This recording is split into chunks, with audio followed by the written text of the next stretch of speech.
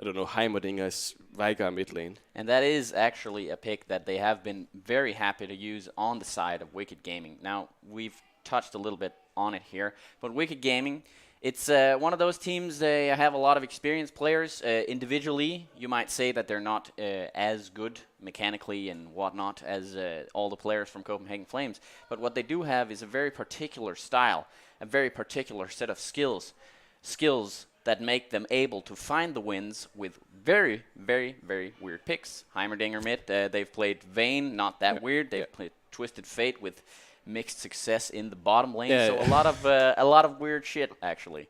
But it's going to be interesting to see. But let's talk a little bit about the star players for this matchup here.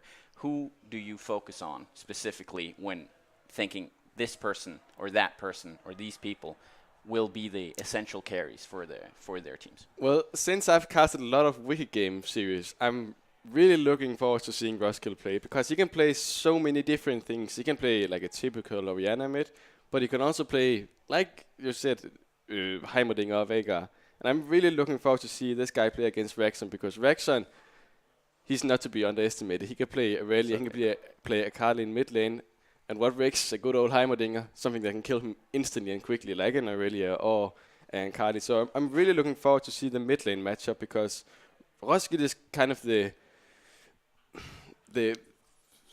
star player, but not really. But not really. He's kind of a joker. He's kind of a joker. Yeah, he's kind of a joker. He's really good, and then he's not. Meanwhile, Rexon is more his champion pool is the good old meta picks. It's Ryze, it's Blanc, all those standard mid laners right now. Meanwhile, Roskilde, not so much. So they have to rely on Roskilde being able to get ahead, else he kind of just falls flat. All right, so you think they should play for Roskilde on the ex-Roskilde, on the Wicked Gaming lineup as we get into Champion Select here.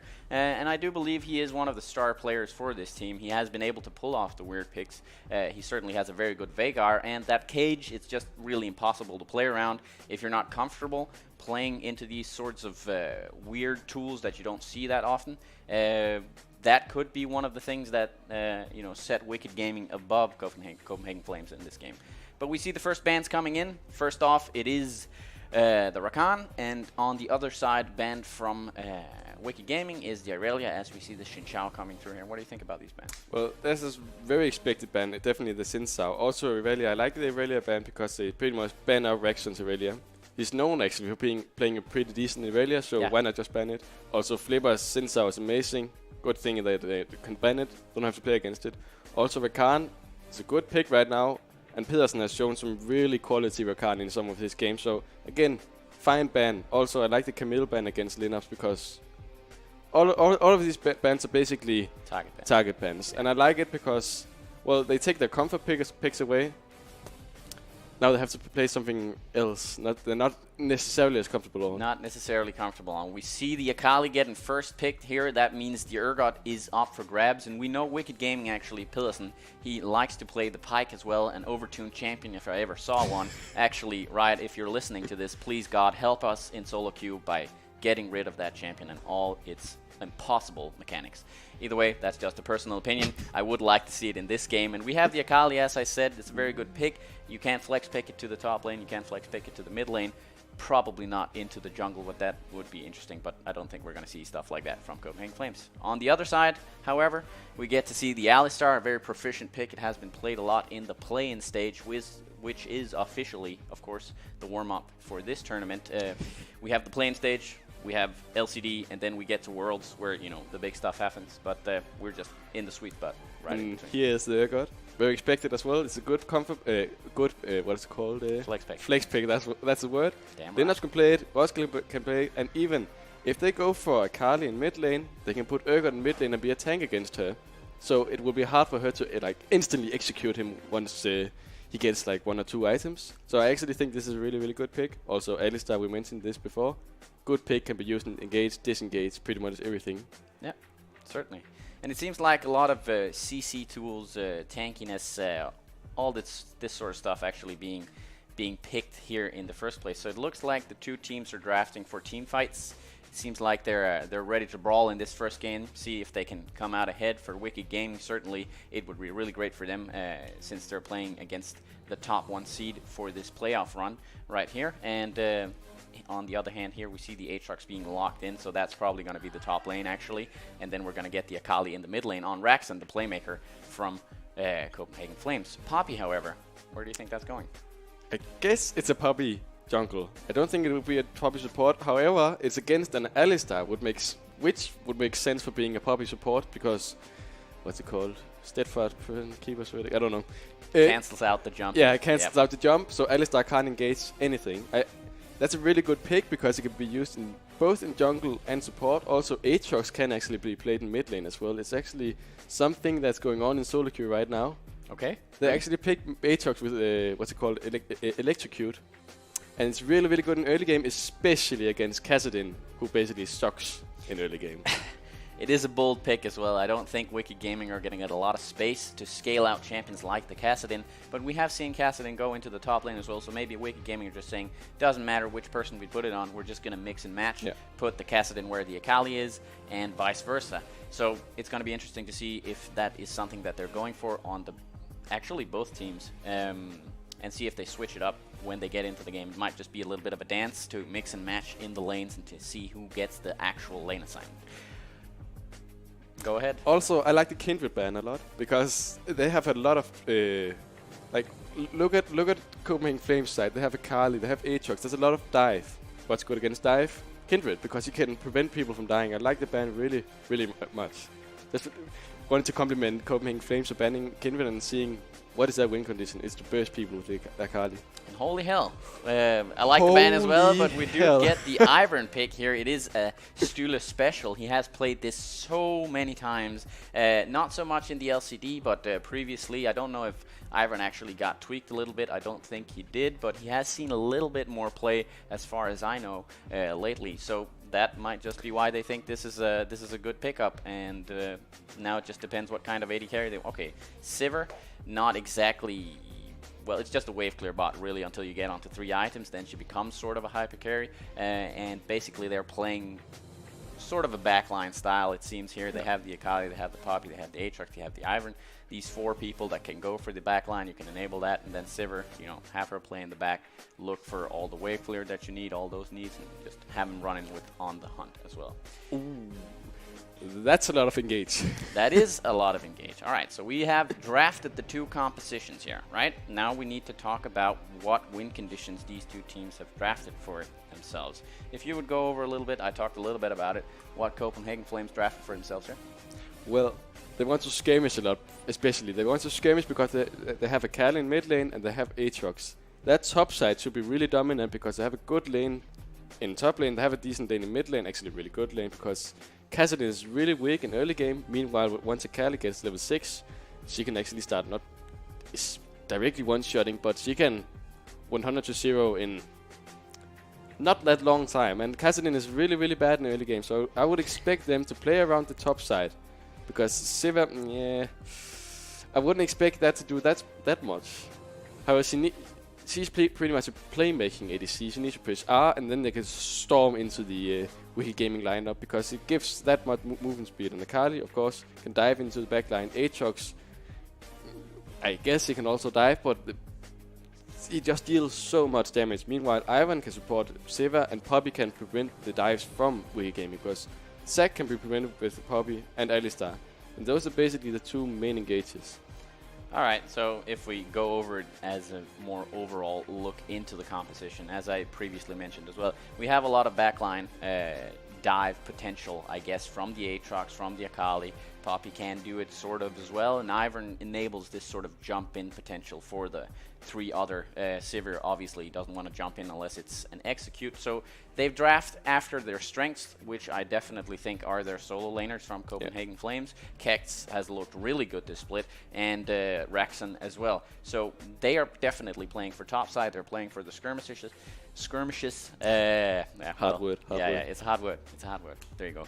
And generally speaking, Jensen Jr. has been their more sort of a weak point, and the Yasuo ban actually comes out because he normally plays that in the bottom lane. So now they're putting it on Sivir, and It's had like mixed work rates for him and for the team. Yeah, Sometimes he falls really hard back in the early game, so I think they've just practiced him so he can wave clear, make sure to enable the team this sort of style. And on the other hand, though, I was just about to say, and that's why Siva is really good. She just needs to press Q and W and boom, an entire wave is gone. definitely. You don't need to rely on Jensen Jr. He can just press R, make sure that his team gets a movement speed bonus and they can quickly get into a fight before Wicked Gaming they make the fight. Indeed, indeed. On the other hand, though, we have the Wicked Gaming lineup.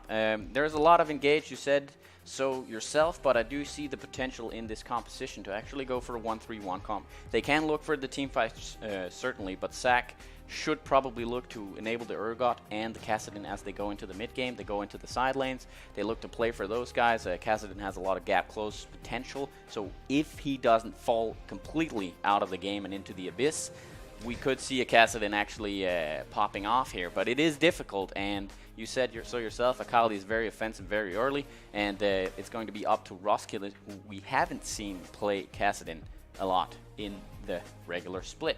On the other hand, Lineups, he got himself the hands on Urgot, a highly proficient pick these days, being played a lot in all the leagues and worlds, whatever.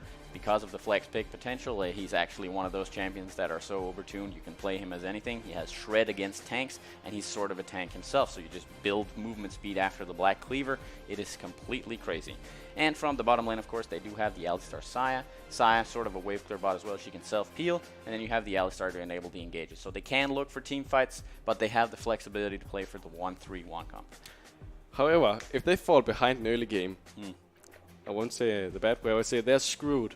They can't do anything because they have no wave clear, no reliant wave clear. They have Kassadin mid lane. I guess Saya is pretty good at wave clearing, but compared to Siva, not that great. So they have to stay in the game. And that's the thing about Wicked Gaming. If they manage to pull off their weirder plans, they actually do really, really well. But if they fail, and just fail a bit, they're done. They have to play it perfectly to win, and that's a problem about Wicked Gaming, because often they fall short, and they fall hard. Well, I mean, they certainly try out new stuff every single time, and that's exciting to look at. But before we get into the game here, people, make sure you make your callers known out there in the chat room. Who's going to win this best of 5 between Copenhagen Flames and Wicked Gaming?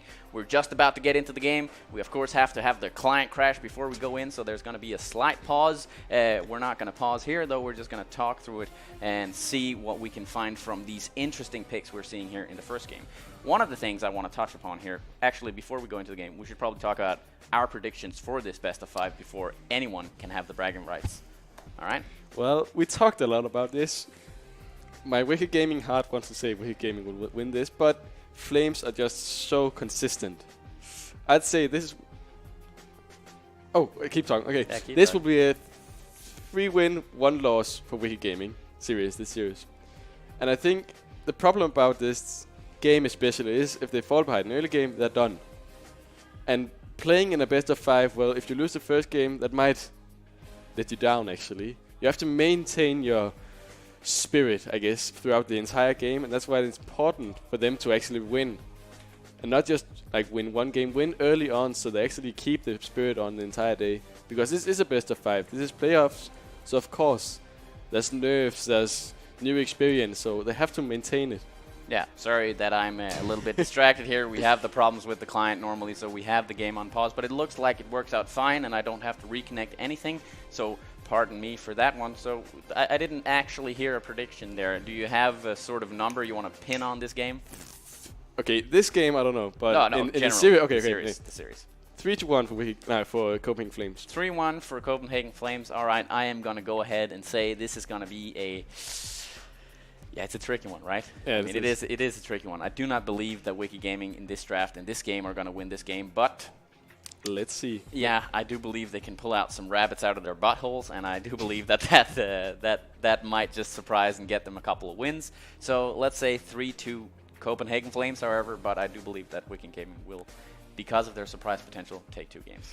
Remember last time we casted together? We made a bet on First Blood, and I won. Yeah, that's right. That's right. I don't want to remember. I don't remember that at all.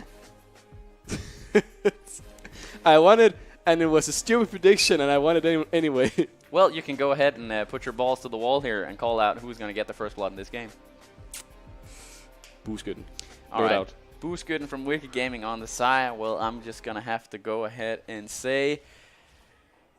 Yeah, I'm going to go with a ridiculous prediction as well. I'm going to say Stule is going to get it on his Ivern here. Not a lot of damage on the champion, but I like the tree in the jungle there. So this is going to be a nice game, guys. We're loading up onto the Rift. We're getting ready. People are moving out into the jungles. Let's get out there with your prediction as we get into the game.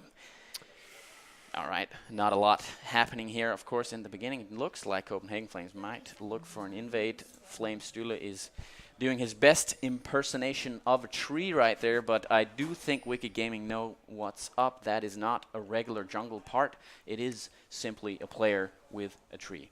That's a lame joke, but we're just going to go with it. You made it. I did it. There's no going back now. There's no going back now. And it looks like the same for... Ooh, he actually hits the thing that I don't know what it's called, but they are jumping in here. Flipper is being forced out of his own jungle here, and no summoners are forced from that, but he might just be chunked enough that he can't do anything for the first part of the game here. Actually, it's not a lot. It shouldn't be a problem for Flipper to start regularly with his jungle camp here. And we see the bot lane from Copenhagen Flames moving back into their own domain in the bottom lane. Problem is he will get no pull now because he had to go back. Oh, he did go back, yeah. Yeah, so that would make his jungle a bit harder. I don't know how to cast Ivern. I've never tried that before. I basically know nothing about Ivern except he kills things without doing anything. Yeah, he has a snare there. We're just gonna look into what the abilities are called so we can refresh ourselves on the Ivern here. It's Daisy, of course, his ulti, and he has the Brush Maker as well. So a lot of fun stuff coming from this champion, but we're just getting into the laning phases here. Pretty standard stuff. People are farming back and forth. And Flipper, it looks like actually he started on his wolf camp here. Now he's going to his wraith camp, but look at Stule. He's actually invading looking for the red buff while Flipper is doing just a standard camp there. And he got it. Yeah, I think he got it. That is the annoying part about Ivern. He is really, really quick in the beginning if you channel his smite on the camps to actually steal these buffs. So it looks like Stule actually might get ahead and get, what's it called, a triple buff start? Yeah. Yeah, I guess it's a triple buff start. Pretty good stuff. All right, in the bottom lane, boomerangs are being tossed back and forth. Nothing too much and too shabby. As Flipper discovers that his red buff is gone, he goes to the blue buff immediately. And then we're just going to have to see whether or not he wants to go into the red buff side of Copenhagen Flames and try to contest that one. The thing is, Copenhagen Flames should have 100% knowledge of where Zac is right now. They should know where Flipper is because they basically just took his blue buff. Blue buff, red buff, my bad. There's no reason for him to be top side when it's gone, so it has to be bot side. I think Copenhagen Flames should know that Flipper's around bot right now. A little bit of a trade up in the top lane. Lineup's going greedy for the, or Linup's going greedy for the CS here. He gets them, but he is a little bit behind the Aatrox. It's a natural counter pick, at least regularly now, for the Urgot, so he's just going to have to... Roskilde misses his pulse there, but nothing too shabby. He actually goes down to 50% HP, and now we begin to see why the Akali is so good in the early game, so proficient. This is the story of mid lane. Roskilde is going to have a really bad time in this lane, pretty much all game until maybe late game where Akali can't quite one-shot him because he has his shield from his Q and his Shunner's Hourglass. But basically, this lane will be so hard for Roskilde, and it's really important for Wicked Gaming that he doesn't fall behind. So either he has to play amazing, or Flipper has to help him a lot. Yeah, and Flipper started behind, we know, and Zac is not the quickest jungler in the world. You generally just play him for the awkward ganks. I'd say you can get these weird sort of angles when you try to gank, and then get ahead through that, but in the beginning here, not too much action from him. And actually, we have a roam from Griesen into the mid lane. Roskilde has to flash out here to not potentially get first blooded, and that's the summoner down for him. A classic Griesen roam, sacrificing the farm of his AD carry, who is, well, pretty close to even, so it's not too bad, and Sivir can actually wave clear from the distance with her boomerang. So really, really well done by Griesen in this particular play here. And Sivir basically enables this roam because she can manage the wave alone. She doesn't really need Griesen that much. She has a spell shield for pillars and even flash if he wants to use it, but he can just clear the wave and be alright. And then and that enables Griesen to roam. Now Roskilde has no flash. Easy gank for Stule if he can land his root, his Q. Yeah, and look at that. Look at the CS differential in the mid lane. He is almost 20 CS ahead already. 20. Yeah, he is actually just exactly, well, 21 right now. But 5 minutes into the game, the Akali's popping off CS-wise at least, and he puts the pressure on Roskilde here. Not much he can do. He gets a little bit chunked back, but with the help from the turret, not a problem for Raxon, not under pressure. Actually, this looks really bad for Linux. He gets caught out. The snare comes in, and then first blood for Linux. Pretty quickly. Not the Iron that gets it. Too bad, but... God damn it. yeah, but pretty close. Pretty close. None of us won. I wanted to say boost skin because last time I did it, I said something weird. It worked out. But of course, Kex gets it. Kex gets it. Indeed, he spends... Well, he hasn't spent the first block gold yet. He's not looking for a recall just yet. I guess he's pushing out the wave, you know, forcing Linux back there, and he used his teleport to get back into the lane. So in a moment, we'll see how he's going to spend this 2,000 gold he has in pocket. Actually, Raxon is going in for a dive. Roskilde, no flash, boom, dead. Right there on the spot. Second blood actually for Raxon there, and it is a straight up solo kill in mid lane. And now we see Wicked Gaming's comp falling apart. They have no early game right now, especially because Flipper got invaded. As you said, Zac is not the best early game jungler when you talk about clear speed. So Flipper can't really do anything, and that enables Raxon to just go for a solo play because Roskilde had no flash because of Rome from Griesen. Really good play by Raxon, but again, it's a nice punish. We see the bad parts about this come from Wicked Gaming right now. Yeah, and instantly when he gets the level 6, right? Instantly when he gets the level 6, he goes in, he wants to force this, he wants to, you know, force Roskilde to actually do something here, and he knows he doesn't have the flash, and it pays off for Raxon. So just really, really annoying champion to play against when she hits her level 6 spike there from the Akali. 2-0, looking pretty comfortable for Copenhagen Flames in the beginning of this game. Linux actually leaving the game, so I do think we're going to get a pause. He reconnects here in the later stages. Don't know what that was about. Maybe it was. Yeah, I guess it says so in the chat there.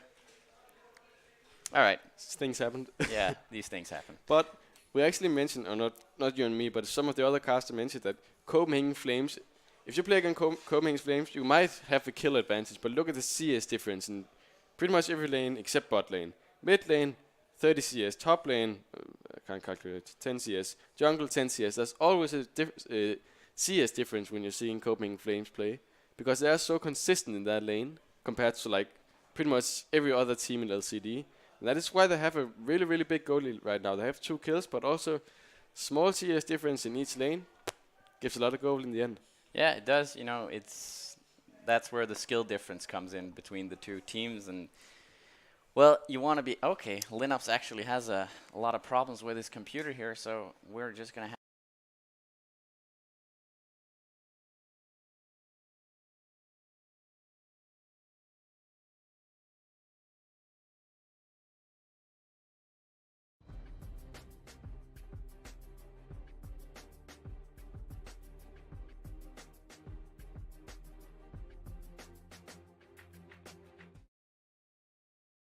A summoner has reconnected.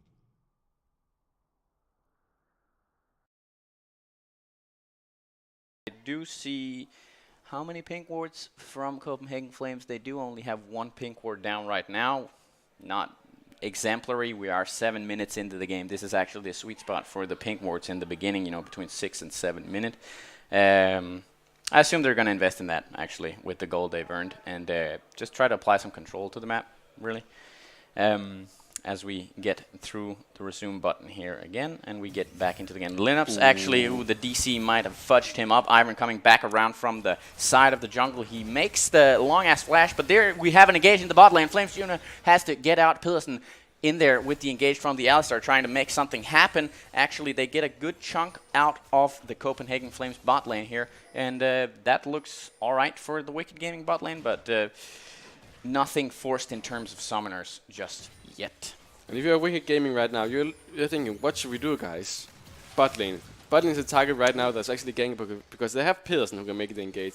Sivir, an immobile ADC, she only has a flash and spell shield, but she can't spell shield everything. So I would say it's really important right now for Flipper to actually maintain a focus on bot lane right now. But it's hard because wherever Flipper leaves his red buff or his topside jungle, well, that enables Stühle to just camp top lane. Right now, Linus has no flash, and look who's top.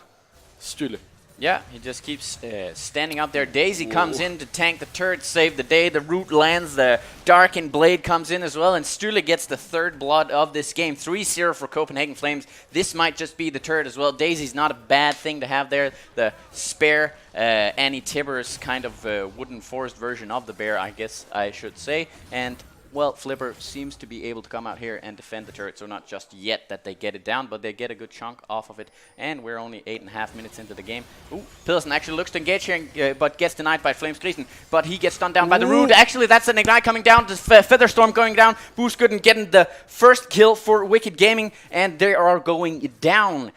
Alright, so they get a kill on the board for Wicked Gaming, that's positive. They should probably try to play for the bot lane right now. Flipper, if he has to look for any sort of opportunities for his team, should be in the bot lane. Try to path down there, try to get off those awkward and pesky ganks. As we said in the champ selects as well, Copenhagen Flames' weak point probably is their bot lane, right? So yeah, it definitely is. And this showcases it because they can actually duo kill them, I guess the word is. So Flipper should really be looking to gank bot right now. But we saw what happens when he's not around top. Poor Linux dies, and he can keep dying because Kex is really, really strong, 30 CS difference, and well, Stühle doesn't really need to go, but he doesn't need to help his bot lane out, because as long as top side is winning really hard and mid is winning, well, you can snowball the game of that and you can win it. The problem is they can't allow Booskin to snowball out of control. One kill, alright, we can maintain that, as long as you get the first tower quickly. Well, certainly not ideal to give kills to the opponent in any regard here. Pilsen just lurking about, seeing that Griesen is clearing one of his pink wards, and he easily returns the favor here by clearing out the pink ward he just placed there.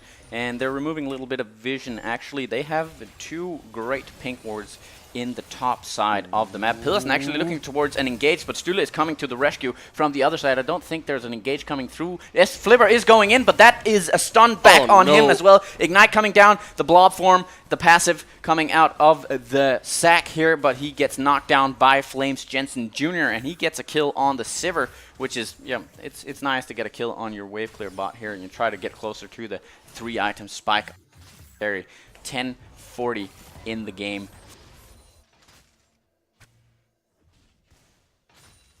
In the game. Stühle read Wicked Gaming like a book. He knew that it would gank bot, so he just instantly goes bot. Technical problems, I guess. No. But look at how we just mentioned. So Stühle stay top. No, he shouldn't, because he knows Flipper is going to come bot because he just got the momentum down in bot. Of course, Stühle is here to counter gank, which leads to a dead Flipper. Flipper going in the mid lane. Roskilde actually jumping out as Flipper jumps in, so not coordinated jump style here. But I think it was necessary for Roskilde not to get bursted down by the Akali. And Raxam gets out. Ooh, the Fear Beyond Death. I think, no, it hasn't come down yet, but Linux is being ganked by Stühle a third time around, and he's very, very effective and proficient in the top lane, this walking ent. All right. Looks really good for Kex as well. He's on 2-0-1 score here. He has almost finished his Black Cleaver. Griesen is getting into supportal combat in the jungle here. He gets knocked back into Boosgooden. Boosgooden coming forth with the Saya. Featherstorm actually coming in to cancel, but doesn't hit anything. None of the feathers. The root come down. Griesen, I think, might go down. Flash in. He goes down. Heal coming out for Boosgooden. He is really, really low. He goes down. Now the Pilsen is cow meat. I think so. He can't really kill. He gets the flash out before the death. Roskilde jumping out here. Stühle ganking mid lane. Can he get the auto hit? No, he doesn't die quite just yet. Daisy not helping him out. Flipper alone in the mid lane versus 3, kind of. 2 trees and a ninja. But he doesn't go. Wait. Okay, actually, Flames Kex coming in from the side and the double kill for him. He gets Roskilde as well. I didn't see how he got him there. But Roskilde clearly overstayed, and that might just be the mid lane turret going down in the favor of Copenhagen Flames. 8-2. This is like watching Gambit in the first week of the play-in stage. It's really just a... not good for Wicked Gaming right now, and what should they do right now? What can they do? They have to go turtle stance at the bare minimum with these scaling champions. Well, the problem is it's really, really hard for them to do anything, because if Copenhagen Flames decides to man up and group, well, they don't really have any wave clear on Wicked Gaming side. They have Booskin, and that's pretty much it. Roskilde provides next to none. CS, what's it called? Wave clear. So they really just have to hope for Stühle not to gank anything. They have to ward up. They have to make sure, where is Stühle? Where is Rexen? Because right now, Rexen calls a roam if he wants to. And bot lane is the only thing that can keep them in this game.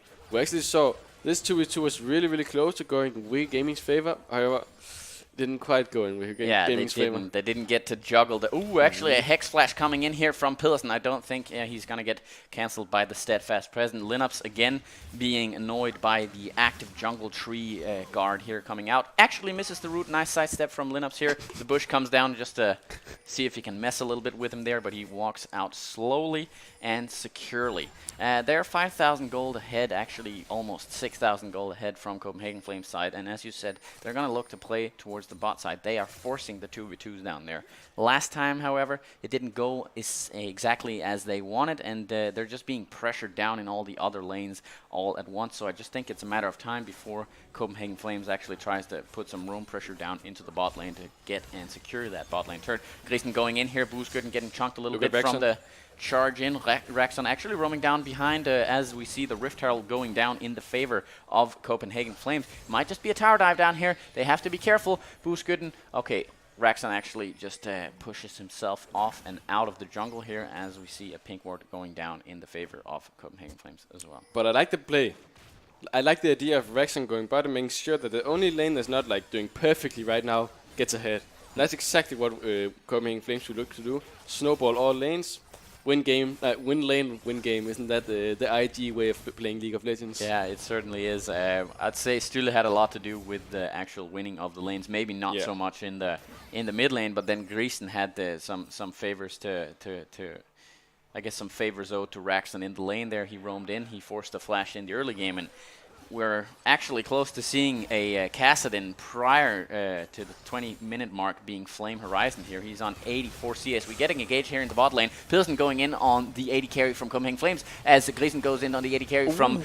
Yeah, well, Wicked Gaming gets the kill there. A lot of easy kills onto the Poppy, actually. The Poppy is really, really squishy. She doesn't have the natural tankiness of the Alistar, at least not in the early game, so that's why she's being chunked a lot quicker. And Sivir as well, kind of hard to pull out the damage, all the stops from her in the beginning of the game. As we touched on before, she needs to... Hexflash coming in! Featherstorm not hitting! Spell Shield actually landing perfectly. He does flash out to securely get away from that, but very well played by Jensen Jr. Maybe a little bit greedy to walk that close forward. I assume that he would assume that they were in the bush. Look at Vexon. They're about to 3-man gank this. Lineups. Flibber coming to the rescue. I think they're just going to knock on the turret. He's actually jumping in here. Nice Draven. No, not Draven. What's it called? The Blade? The Blade? What Blade? The Blade from Kex. Darkened Blade. The Darkened Blade. There we go. He's actually getting out there, jumping back and forth with the parkour Aatrox. And things are looking fine. They're trying to apply the pressure forward. They're testing their limits here on Copenhagen Flames. Sometimes they're being punished, but they're so far ahead, right? They're simply just so far ahead. But as long as they stay in the game, because the late game is really, really good. Roskilde, well, Kassadin is a god late game. So is Urgot, actually. We all know Saya can be really, really good in team fights in late game. However, the problem is how do they manage to get to the late game, because there's a Fed Assassin, there's a Fed Bruiser in top lane. Oh, Grayson coming and back from behind here. Boosgood using his heal to get out there. He doesn't have a flash available. Oh, he does have a flash available, and he flashes out, obviously. Just got up. Yeah. Oh, actually, yeah, that's true. And he dances out ever so slightly from this 4-man engage in the bot lane. Pretty lucky that he gets up there, but in the top side, they're being punished as well, as the Aatrox just keeps pushing in on this 0-3 Urgot. And I kind of sort of regret saying that he was an overtuned champion, the Urgot. Of course, engaged in the bot lane, actually coming in. Flipper jumping in, but the Steadfast Present cancels out. He is using his ultimate to get them back out. Shut down on the Sivir. Really good job from the Wicked Gaming. He gets the hook down, and Daisy is also trying to damage in the backline, but it's not a lot. Flipper and Pilsen going in on the backline. They're going down, they're going down, they're going down. Double kill for Boosgood. Aatrox is coming in. Now it's up to Raxon and Kex. They're flying in. Roskilde actually going down. Boosgood shut down for Raxon. He's flying like a ninja. Pilsen, Calmead, and the passive just going down to get him back up. He dies as well. Triple kill for Raxon in the bot lane. All right, very, very well played by the solo laners coming in to save the situation that looked actually really, really dire for Copenhagen Flames in the first part of the game there. It looked really, really good for Wicked in this play, but in the end, the solo laners are that far ahead, and they get to make the plays to jump in back and forth. It's hard to keep track of, actually, where the Akali lands and where she doesn't land. But she does land on Booskurden, and Booskurden goes down for a shutdown after having gained a couple of kills in the bottom lane. Right now, Raxon is ahead by 3.5k against Roskilde. 3.5k in the early game or mid game. That is a lot. That's an entire item he's ahead. Raxon is going to be a guard in these team fights if it even goes to a team fight, because basically right now Raxon can pretty much 1v5. He certainly can, but then again, I'd say that Copenhagen Flames, they have to be a little bit aware of these fights here, because if you get a lot of these fights where they get shutdowns on the Wicked Gaming, right, they should, well, they have the potential of getting back in the game. They're so far behind right now, but they get the Rift Herald cancelled out pretty well there. It doesn't make a lot of use for the Copenhagen Flames lineup, actually. No Not use at all, in fact, yeah. So they didn't get to utilize that properly, and now they're just stalling at their second-tier turrets here from Wicked Gaming's side. The Baron buff is coming up in 1 minute, and I guess it depends on how ballsy they feel like going for that Baron really, really early on. First of all, they're just dotting all the I's by getting one of the Cloud Drakes here. The thing is, they need Baron because we've mentioned Wicked Gaming is really, really bad. Wave clear, well, they only have Jensen Jr. on Copenhagen Flames, and they don't really have any siege. Because Flipper's engaging onto Raxon on the top side. I think maybe he's looking to get onto Roskilde in the backside here. The Shroud comes down. Oh my god, it's almost 70% damage right off the bat. He knocks him down. Flipper now in trouble, trying to jump out here with the elastic slingshot. He gets out, but even as a 2 versus 1, the ninja gets out ahead. You looked forward to this entire game, didn't you? Yes, I did look forward to this game. Certainly. The ninja. Yes. All right. 5-0-2 for the Akali here. Almost Flame Horizon. Not exactly in the 20-minute mark, but I do believe he's going to get 100 CS ahead. And actually, this kill up in the top side from Raxon here is all the courage that they need to go for the Baron buff. Pilsen coming over. Flipper is coming back as well. Oh, there's a multi-big. Oh, my God. 100% down on Booskurden right there. Pilsen being caught in between a rock and a hard place, literally, because Daisy, I guess she's a golem, sort of. Okay, Pilsen going back in here. Linup's coming into the rescue. Kex actually just keeps going on the cow. He has a hunger for beef, apparently. Linux keeps trying to poke damage back onto the Aatrox, but he's just too far ahead. And Baron is actually still trying to be done. Never mind. Being knocked out here by Grisen. Very nice ulti from him, and the Baron goes, I'd say, it goes down safe and sound, but it was a bit chaotic around the Baron buff there, but not something that paid off for Wicked Gaming. Look at Kex. He dealt so much damage to Booskin. That was without the Sterex Gate. He just straight up bought a Sterex Gate from nothing. He actually went the mid lane Aatrox build right now with the Yumus Ghost Blade just for pure damage with Electrocute. And we see it pays off because Booskin, well, he can't do anything at all. No, but obviously they're so far ahead right now. They're 10,000 gold ahead. They are able to snowball the game into their favor. They had a little bit of a hiccup in the bot lane, but the solo laner saved it. And you have a solo laner on 6-0-3. You have a solo laner on 5-0-2. I'd say that's pretty much according to plan for Copenhagen Flames in this game. That's definitely according to plan. And the best part about this is that we were right as casters. They were focusing on top side, and they did. Yes. The worst thing about being caster. Coincidentally, in this game, we got to sound a little bit clever. It's always nice. That's the best thing about being a caster, and the worst thing when you don't get it right at all. Yeah, usually we sound pretty dumb, but you know, what can you do, right? We're looking at 3 lanes altogether being pressured by Copenhagen Flames. They're playing the 1-3-1 here. Sivir is just wave clearing like a wave clear bot in the mid lane here. Pretty simple stuff. They're letting the cannon minions kill the turrets on the backside here. The tier 2 turret in the bot lane looks to be, well, lacking. Well, what's it called? Just dying. I'm just going to go with dying. Yeah. Actually, the cannon minion is just executing that turret all by itself. Raxon is getting engaged on in the top side, but Roskilde and Flipper, I don't believe they want to repeat what happened previously in this top side of the map, so Raxon gets out without even having to fight. Yeah, they're just nice and slowly. Oh, actually, okay. Right now, the most important thing for Wicked Gaming is focus on the next game. Don't focus on this game when you got stumped.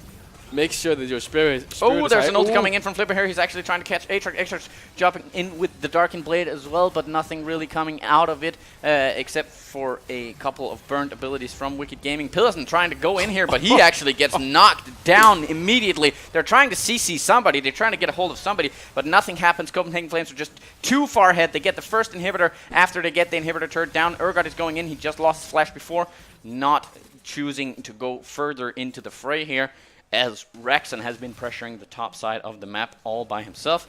Actually, all the turrets are going down now. I think all inhibitors are going down. They're breaking open the base from Copenhagen Flames side here. Rexon again going into the Shroud. You can't see her with any pink wards or anything. Boom! Dead Urgot down right there. Nothing to do for him. And there goes the third inhibitor. And I do believe Copenhagen Flames are looking for the game. Rexon just flying in to try to execute the Rust kill here on his Kassadin. Nothing to do for them. I don't see how Wicked Gaming are coming out of this one. They're going to need a hell of a play and then a hell of a lot of consecutive plays. But yeah, there you go. The beef goes down. He's dead. Flipper's dying as well on the backhand of this fight. Everybody's just stomping down, trotting down, and killing everybody from Wicked Gaming. Teleport coming in. It's a formal teleport. Nothing really. Oh, okay. Well, godlike. There you go. Double kill. Boom, boom, boom, boom, boom, boom, boom, boom, boom.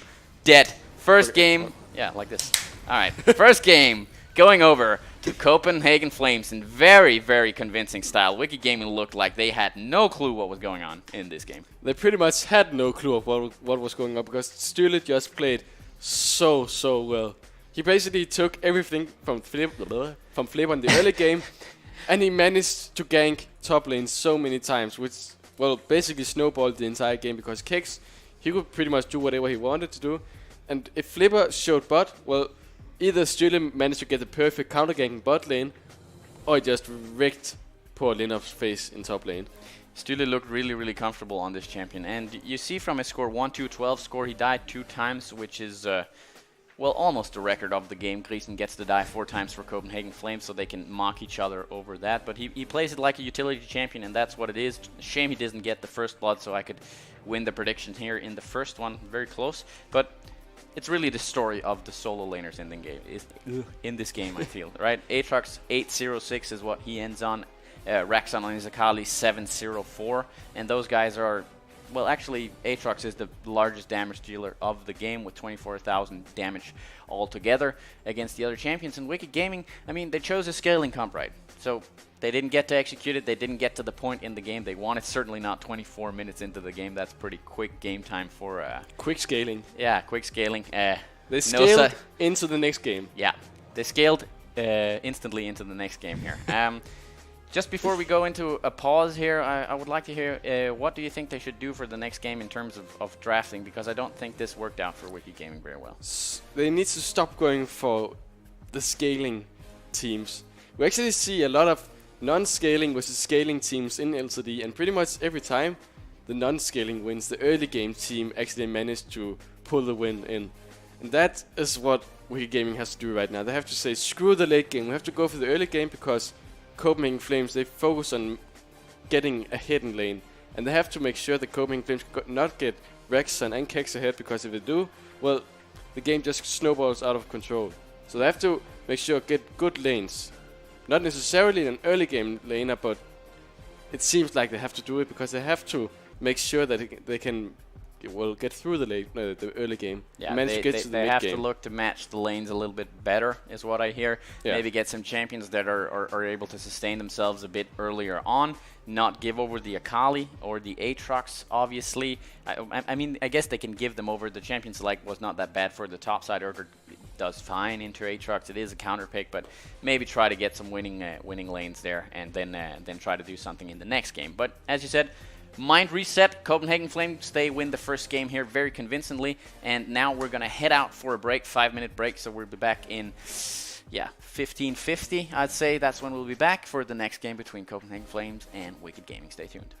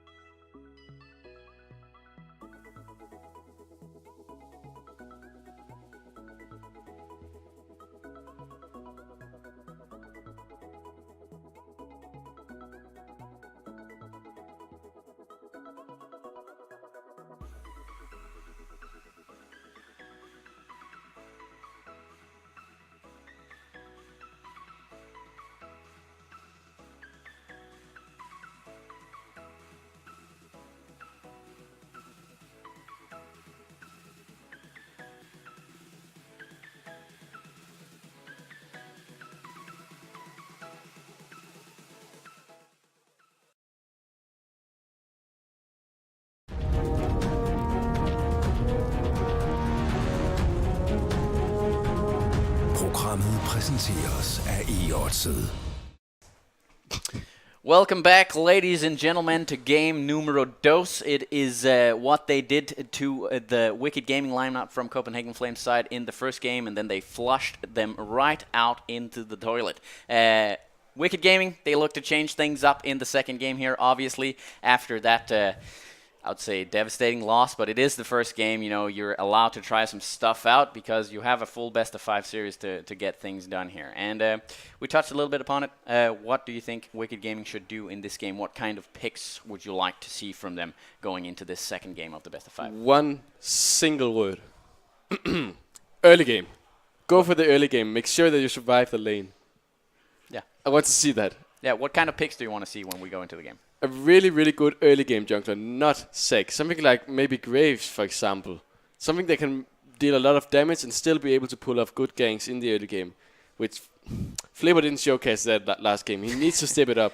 Well, even Xin Zhao, if it is... I can't talk right now. If it isn't banned, Xin Zhao, Lee Sin, Graves, something like that can manage to get them ahead in the early game. Yeah, I would have to agree as well. Something I would like to see out of Flipper is actually his Talia. He's looked pretty good on this. If you've seen the Gambit series today against Cloud9, hashtag sad, that Gambit didn't go through. But Diamond Prox actually did really well on the Talia and he has been able to utilize that very well in the early game as well. The Reaver's Wall is a great utility tool to close out and create tower dive situations or just get people off of objectives, zone them off from particular places you don't want them to go. You put up the wall, you keep the White Walkers out, that sort of stuff. So that's the pick I would like to see in this game, for instance. But certainly, yeah, definitely some early game picks, maybe more comfort instead of trying to go for these. I don't know how much Kassadin has been played lately, but it is a hard pick to get out into the late game, and we saw that was an issue for Wicked Gaming in this last one. But we get into the champ select again, and Aurelia is actually being banned right off the bat here for Wicked Gaming. They don't want to see Raxon on the Aurelia, but then again, do they want to see him on Akali? That's the thing. Do they want to see him on anything, basically? Because he showed how good his Akali was in this game. And imagine if Roskilde was actually playing something like Orianna with no escape at all. Poor Roskilde. Well, I mean, I'd rather have seen the Orianna than the... That's true, than the Kassadin. He died instantly in level 6. Of course, he didn't have the flash available, but Raxon just went in and... Well, just how 100 to zeroed him in there. They can first pick the Akali if they want to. Linus has actually played a pretty decent Akali top lane in LCD. And they might rely on that instead. And here we see the Xin Zhao ban, as we mentioned. So, poor Flipper, no Xin Zhao for him. Yeah, exactly. And of course, Xin Zhao is being banned because Flipper is a very proficient Xin Zhao player. If you look at his match history, he's played like 374 games of Xin Zhao. And then the next champion on his list is like 150 games or something like that. And then it really falls off the hill there. So, Xin Zhao, not something they want to see him on. But I actually feel that's a free picked out ban for the side of Wicked Gaming, and this time actually they're going for the Aatrox. They leave the Urgot open as well, and then it's up to Copenhagen Flames whether or not they want to pick that. Obviously they don't want the Urgot into the Aatrox because it is the new standardized counter pick into that champion. However, I like the pick. They need to go for something strong lane. Well, a really, really strong laner right now in top lane is Aatrox, so of course go for the Aatrox. Now we need to see if they can make sure to get a strong early game jungler. If they get that, well, then they have something to start with a comp with, an early game comp with. And finally, we do see the Kai'Sa coming in here. Sneaky has had a lot of great games on this champion. Uzi as well. Everybody actually plays the Kai'Sa all year long now. It's one of those champions that they really want to see because they're new, and well, she's been creating a lot of entertaining plays. It should be interesting to see whether or not... Okay, this is one of the things we touched upon, actually. Yes, we wanted to see one of these early game junglers, and we get to see one, maybe possibly even with the new world skin on the Kazakhs here. It's going to be interesting to see what kind of chroma is on this champion, or maybe there's not going to be any skin whatsoever. That would be a shame. But still, we get to see the Kazakhs here. It's an interesting champion. Normally, it's something that we've seen from C-Boy, actually, in the league, the jungler of Good Game Esport. But...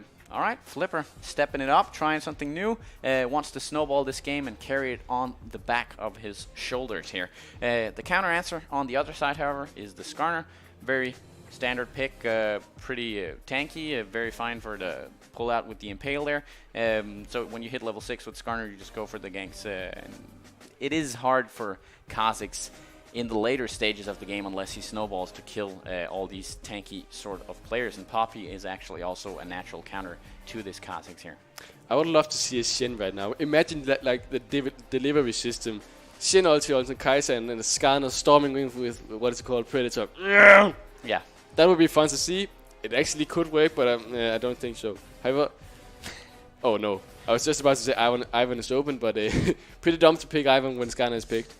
That would be weird. It's probably not a Skarner top lane or support or something like this. Poppy still has the opportunity to be flex picked as well. I don't think it's going into the bot lane this time around. I mean, it didn't seem to work out that great for Greason. He had that one roam and that one ulti to knock out Flipper across, back to his own base when they tried to take the Baron, and then they secured it nice and easy. So in terms of the tools, it worked out, but he died a lot in the laning phase, and I don't think Poppy's that tanky in the early game, and that really showed that game. We get the second half of the bans, and that is Alistar, Morgana, Urgot, and the Fiora getting banned out. So we are not going to see Urgot in this game, not in the mid lane whatsoever. However, Hecarim being hovered. Is this a placeholder? Is this actually Hecarim? I would love to see a Hecarim top lane right now. Okay! It is Hecarim top lane. It's a Ignite teleport. This is fun. Nice, but dice. We get to see the Hecarim here. The horse in, I would assume, the top lane here. We already see the Ignite and Teleport coming in for Kex, so that's probably the style he's going to go for. We've seen Licorice, actually, in the NA against TSM, the gauntlet there, playing this into the Aatrox, so maybe they feel comfortable testing that as well. It's quite interesting. I like this. This is fun to watch. Thresh support, really good playmaking support. Why not pick it up if Pearson can actually manage to pull it off? The band his Alistar. I like that because Pearson has a really good Alistar. He has a really good Rakan. Well, let's go for the Thresh. He got buffed as far as I remember, didn't he? Some patches ago. Yeah, maybe a little bit. I don't recall 100% there, but they get the Thresh, an early game champion for Pearson. I guess they could have picked Pyke as well. Yeah, I would say Pyke is probably a stronger version of Thresh, but then again, you're able to play a little bit defensively as well with Thresh, getting them out with the Lantern, so that way it's pretty good. And we get the standardized Veigar pick from Roskilde. It's one of his special and one of his favorites. He actually does really well on the champion, even though he doesn't have a lot of great matchups, but he just farms it out, plays around the cage, and it's super annoying to play against as a team. Kassadin, though, into Veigar. That might be really hard for Roskilde once Kassadin gets a bit... He probably needs level 2 ulti. He needs to be 11-11. 7-11. 7-11. Yeah. Before he can actually manage to do a lot of things to Roskilde, but still, Assassin against immobile mid laner. That can be an interesting matchup. But I want to touch the Thresh pick actually, because I like the Thresh pick because it goes against Skarner. When Skarner is going in and cosplaying Sonic, 1000 movement speed, he can play him away. He can he can hook him. Pyke, he doesn't really have the same survivability. He can stun him when he goes towards him, but he has to have really good reaction for that. That's true. Unless he flashes in and uses his ulti here from the Skarner, you certainly have some outplay potential with the Thresh. The problem is a little bit for Wicked Gaming, I'd say, is the Thresh and the Kha'Zix. They can fall off when you get later into the game, but that's not the point for those guys. They want to be actually relevant in this game. They want to be able to participate in the early game, and their bot lane did really good, so I don't think we can count them out just because they picked the more, I guess, an offensive constellation in the bot lane. But we've gotten the two comps locked in here, and I would like you to go over the Wicked Gaming lineup here and talk about their win conditions specifically for this game 2 of Best of 5. Well, Wicked Gaming have really good pick potential. They have Veigar of the baby case, Thresh, really good pick potential, Flay, and Death Sentence. So if they can get picks, it's really good because they have an assassin in the jungle. Assassins generally don't want the big team fights with front lines because, well, they can't do much if they get CC dogged out. Also, Poppy can keep a Kha'Zix out of the fight with a W. Still can't remember the name. I think it is the steadfast presence. I think it is so too. But that's why they want to go for small picks, small skirmishes where there isn't a huge front line. With the baby case, with Thresh, and especially with Flavor picking up some kills early on. Definitely. And they are looking towards the team fight stage of the game and the small skirmishes in the early game to get ahead here. They have a lot of playmaking potential, and it's going to be interesting to see if can actually land the hook, line, and sinker from Pillerson's side here. On the other hand, though, we do have the Copenhagen Flames lineup. Once again, they actually look to play the 1-3-1. They have the Kassadin for the side lane, Hecarim for the side lane. But the good thing about those two guys is that they can flank in around. So if they push up, get the priority in the side lanes, they can get the Kassadin and the Hecarim to synchronize their flanks so that in such a way that they get an actual man advantage in the mid lane, for instance. So they leave the top laners out there in the side lane, they go in the flank to try to get the kills off of that. But generally speaking, 1-3-1 comp, they have the potential to team fight, they have some great tools, they have the Hecarim engaged there, they have Skarner with his Impale Poppy actually enables a lot of team fighting as well, and Denial of the Cossacks. So a lot of flexibility in their team composition, and once again they look to play for their solo laners. So yeah, pretty good stuff. Well, that's expected for Copenhagen Flames now. But the thing is about Copenhagen Flames lineup, we talk about wave clear a lot in the last game. This time they have no wave clear. Meanwhile, they have pretty decent wave clear on Wicked Gaming side. They have Roskilde and his, what is it called, Meteor. Yeah. Thing falling from the sky is a really reliant wave clear tool. Also, the cage can keep Copenhagen Flames away from towers, and the cage is also really good in the siege. Because, well, if you cage beside the tower, well, it basically means that the enemy team can't go up to their own tower because, well, they will get stunned, they will get instantly burst, hooked, something else. Okay, I have a horse joke. Oh, alright, we'll go ahead. What does a horse girl say when you answer when you ask her, why do you like horses? I don't know. Okay. That's absolutely horrible, ladies and gentlemen. We are about to get into the second game of the day between Wicked Gaming and Copenhagen Flames. As you know, the first game went 1-0 in the favor of Copenhagen Flames. They played really hard and fast around their two solo laners. They look to do the same thing in the second game, but this time around, Wicked Gaming actually have some of their comfort picks coming in. A lot more CC, a lot more early game proficiency from their champions, so it's going to be interesting to see. Make sure that you make your flags fly out there in terms of who you're rooting for. Is it Wicked Gaming? Is it Copenhagen Flames? As we get into this second game in the best of 5. And I have to ask you, Palle, who do you think is going to come out ahead in this battle of titans?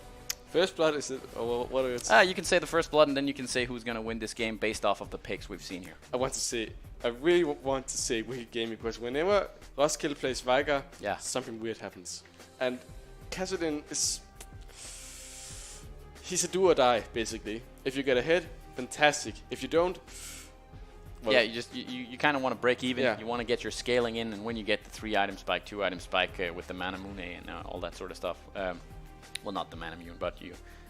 Alright, we have a pause here. Of course, because we have to make sure the client is working properly as we get into the game. But I agree.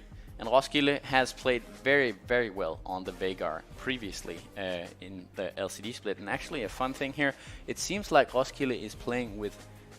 yeah, he's playing with Predator on the Veigar. So I think they're looking to enable the Kha'Zix in the mid lane. They're looking to go for Raxon. So Raxon has to be able to use his Q there to get the spell shield to get out of the stun. That's a natural counter to the wall there from Veigar, but if he has already used it, if it's on cooldown, you can have the Kha'Zix come in with the stun, the cage on top of the Kassadin, and then things would look dire for this non-movement Kassadin in the at least pre-6 stages of the game.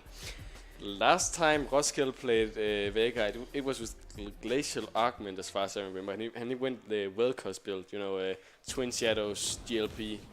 That was a really supportive, supportive build because they just needed, there was other ADC, Tjalf to get ahead. This time they rely on Roskilde and Flipper to make the plays and Pedersen. So actually I like this Predator build because it enables playmaking. Yeah, it certainly does, and we're just going to have to see what comes through for these teams in terms of builds, and if they... I think this game is going to be a bit slower. I think Wicked Gaming, they had a wake-up call in the last game. They're going to... Alright, sorry, just had a brief brain fart there. But I do believe they're going to play a little bit more... I guess they're going to play a little bit smarter in this game. They're not going to... have it snowball out of control this quickly. They're going to have more respect for the pathing of Stühle, who also has to farm for the level 6 in terms of gank potential from the Skarner in this game. But something that's really interesting to look at is actually we get the horse in the top lane, right? We don't get to see. I think actually this is the first hacker we've seen in the LCD ever, and I'm actually really excited to see how he does in lane against this Aatrox. Well, I am too, because Hecarim is he's an interesting champion because he can deal so much damage and still be very, very tanky. He's a really durable champion because he have a good ulti with lots of engage. He has actually a pretty decent split push. He has good engage. He has a lot of things, but it's just interesting to see if Copenhagen Flames can manage to pull it off. Yeah, certainly. We get the two junglers starting on their separate blue buffs. This means that Kha'Zix is probably going to pass towards down towards the bot side of the map. Veigar has actually gone into the top lane, so they're really pulling Copenhagen Flames for the loop. We talked about this might happening in the first game, but it happens in this second game. So they don't want the Veigar into the Kassadin matchup. They put Veigar in the top lane, and I don't know how they match up against each other. It's not normal that we see Veigar facing up against the Hecarim. Maybe that's why he took the Predator. I don't see how the counter is in there. But I guess we'll just have to find out. The ranged advantage should be in the favor. Well, I actually really do like making Aatrox go against Kassadin, because Aatrox is really good against low ranged, obviously. Kassadin is melee. Weak early game champions, and Kassadin is probably one of the weakest early game mid laners there is in this game. So I actually like this. It's just interesting to see. Can Lineups get ahead? Can he maybe buy the first item, Yuma's Ghostblade, and go completely snowballing? Or does he fall flat? Yeah, that's going to be interesting to see, certainly. I don't know. It might just be hard for him because they don't have the same gank setup in the mid lane now. Of course, he can jump in and stun a little bit, and the Darken Blade and all that sort of stuff. But Raxon seems to be pushed in the entirety of this early game as well, so he's not going to be out and exposed the same way he would against a Veigar, I would say. So it's just going to be it's going to be up to Lineups to get a proficient laning phase here, as the game has started ever so slowly. The junglers are going through their camps, but nothing in particular happening right now. They're looking to get a little bit of gold in before they start their ganks in. As we see the Hecarim actually going really low in the top lane against this Veigar pick here, so maybe it's actually paying off. Yeah, it looks like it's paying off. However, Stühle is near, and Roskilde needs to be really, really careful because there's no escape tool. However, Lucas here too, Flipper. This might be a fun 2v2. It might be a fun 2v2. Actually, he just meets up with Stühle in the jungle here. He jumps in. On the other hand, the horse and the mage are fighting back and forth. Pearson gets a hook in, and, well, he just gets back out, pushed back out. Let's see here. All right, pretty good. Flipper actually trying to deny the recalls here, but not getting anything out of it. All right, pretty interesting stuff in the early game. All right, let's take a look here at what's going on. Very, very slow stuff right now. Nothing too much happening. The junglers are getting back into their respective jungles here to clear out some stuff. Look for the scuttlers. Actually, Copenhagen Flames are pinging out the dragon as we speak right now. Do you think they're going to go for it there? I don't think they're going to go for it. We did see a level 3 dragon, though, in the play-in stage today from Gambit's side. As we see Stühle actually hovering around the mid lane here, maybe looking to gank, but nothing coming out of it as the lane is being pushed in. Is he tower diving? He's tower diving. Oh, no. Oh, he's actually tower diving here. He missed the fracture. He missed the fracture. Stühle is trying to get out alive here, but the Kha'Zix coming in. The teleport is coming in from the Veigar a little bit late, though. Can they knock him off here? The Predator is coming in. I think, okay, Stühle is being locked inside the cage, and that's the first blood going over to the Veigar. So the teleport actually pays off for ex-Roskilde in this instance. Really, really good play by Roskilde. Really good play, actually, also by Linus managing to get out just by a sliver of health, actually. He does the fracture, which pretty much makes Stühle useless. He has nothing when he misses it. He has no CC before level 6. And this is what we want to see. We want to see an active early game, and where they actually get kills from Wicked Gaming side. They got it on Roskilde. I would like to see Flipper getting a hit, but a kill is always a kill, and there was 2 assists in this kill. Yeah, most definitely. And actually, they've tried to counter jungle a little bit as well with the Lantern coming in from Pillison to drag out the Kazakhs after they get this kill off of Stühle. But then again, also a bit greedy from Copenhagen Flames, right? They go between the two turrets. They try to tower dive in between there. He doesn't hit the fracture. So it's sort of a solo queue-ish to engage in top lane. Kex. Onslaught of Shadows coming in here. He's actually going down on Koskill, and he doesn't have a chance against the Hecarim once he gets the gap close. Stühle, on the other hand, caught in the jungle. Linux is looking for him here. He's looking for... Yeah, well, that's the second kill onto Stühle. He is 0-2 right now. Linux not probably going down here. Raxon is trying to chunk him down and out of the jungle. Actually, Linux is going really, really low here. Look at Kex. Ooh, can Raxon? No, we're jumping back and forth. Flipper actually going close to 0 here, but he gets out with the sliver of health, and Kassadin doesn't get a kill right now. And of course, still early game Kassadin, so not a lot of damage coming through, but very, very close stuff from Raxon. Good job, Wicked. If he have just gotten one of those kills, that would have mattered so much, but he didn't. However, look at Linux. He's actually getting ahead in kills. But as we mentioned with Copenhagen Flames, they are always ahead in CS. Look at mid lane, even though Linux is ahead in gold, not in gold, in kills. Well, Raxon is doing pretty good in CS. Top lane, 20 CS difference. And Kex actually got a solo kill on this Veigar.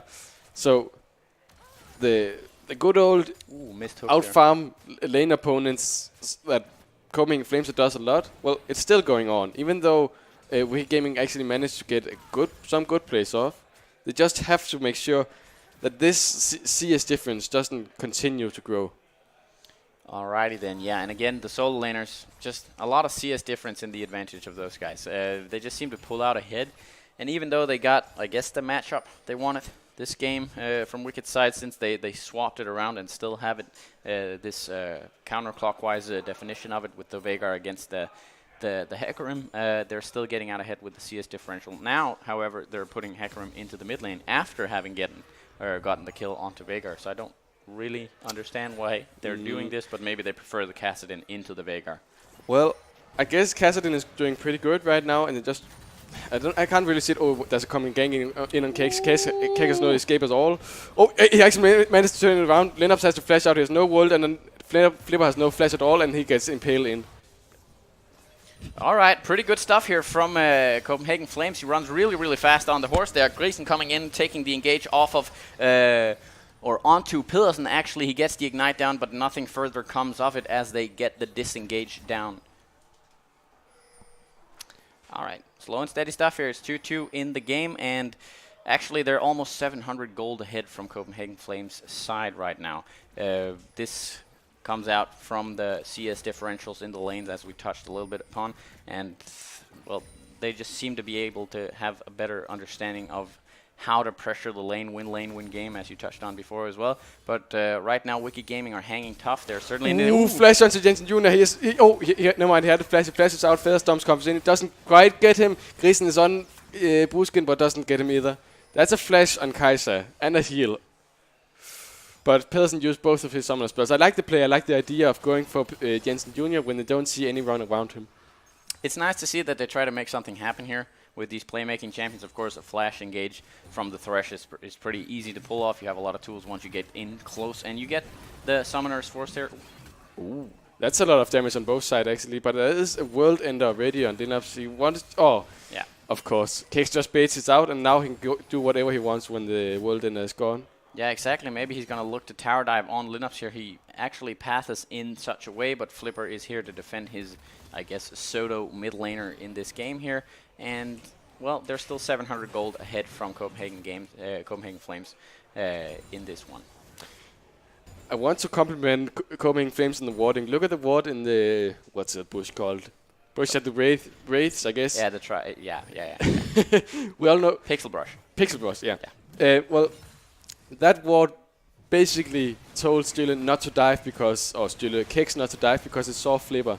That ward is so really, really good. And if they can keep this warding up, well, that enables Stühle to make plays because they have vision of Flipper, and Flipper can't really do anything as an assassin, which obviously is the worst thing for an assassin. Yeah, and really nice pressure coming down here from Kex to actually pressure out Lineups of the lane, and that results in a dragon going over to the side of Copenhagen Flames here. And as that happens, they have actually also snowballed or catapulted the lead into a 1,000 gold lead after just 11 minutes here. So a little bit slower this game. It's 2-2, but Wicked Gaming again hanging tough. They just have to get the hold of the gameplay for their tools and try to... Never mind. I actually thought Kex was Stühle right there. Every time the horse charges up, you get excited for what might just happen, and we don't see an onslaught of shadows coming in just yet. And the aforementioned pink ward is going down here. No more wards in the pixel brush, but it served its purpose, right? They got to kill a dragon, and magic is now no longer in the world. Well, that's depressing. It's really depressing. It's much like, spoiler alert, in Game of Thrones, the most heart-wrenching moment of that show is, well, when...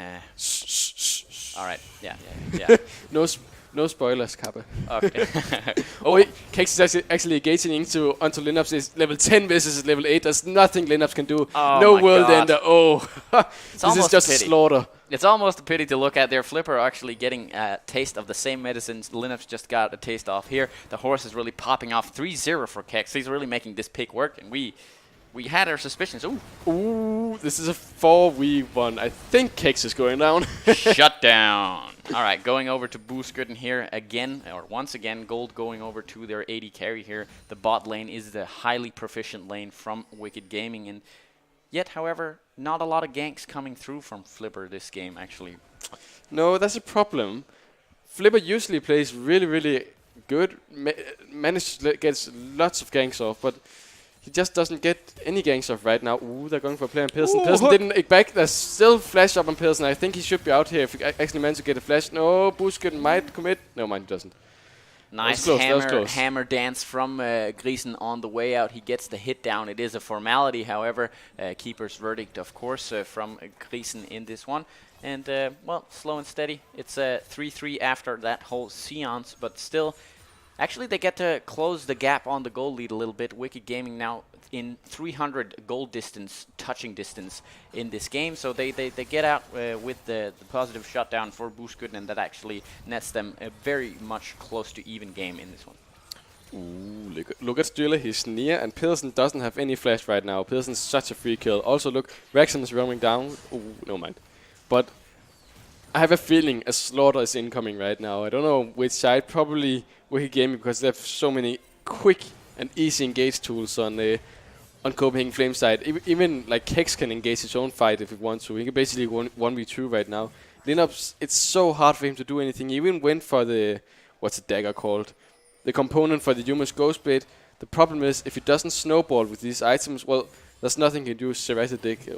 Oh, no, not serrated something you just said there. Whoops. Whoopsie doodle. Both teams actually, in terms of their vision control.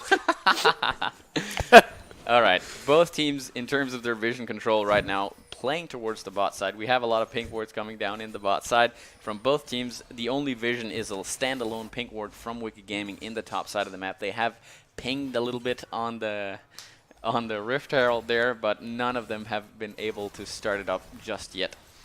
CS difference. There's always 40 CS difference. Ooh, there's a gang coming in, but Flames, of course, Flames has no flash. Grisen has no flash, but they might get the tower here. That would be really, really good. First tower is always something you want. Yes, first break win rate, generally speaking, in the playing stage as well as just the regular seasons has been just far off the charts, because you get to snowball and balloon that lead off of that large gold chunk you get from the first blood turret. Not in LCD, however, because sometimes the games get a little bit wild and wonky. We get 2 teleports coming here. Ooh, there's a teleport coming for Kex, but I can't really see why he used it. Maybe just to defend it, and now they have to make a play. However, I like the idea still, because Roskilde, well, not the best tower pusher. I guess you can push a wave in and make sure the Kex loses some CS, but it doesn't really matter. However, it's 6 minutes now without a TP from Kex. 6 minutes where Wicked Gaming can try to make a fight far away from Kex. Yeah, they certainly have the advantage here in terms of... Oh, no. Oh, he actually gets the steal there, and the Impale comes in afterwards. Linux is going down the Whirlwinder coming in here, so he is not just... Ooh, flashes out, but he actually goes down. Stunned on Raxon. Raxon getting out, but he is getting shut down. No, he's not. Flipper flashing over, getting the Kassadin down. Roskilde is caught. He's using his Sonias here, or the stopwatch in this case, and it's still a 4-for-4. Every time we get a fight in this game, they end up on the equal amount of kills, and still...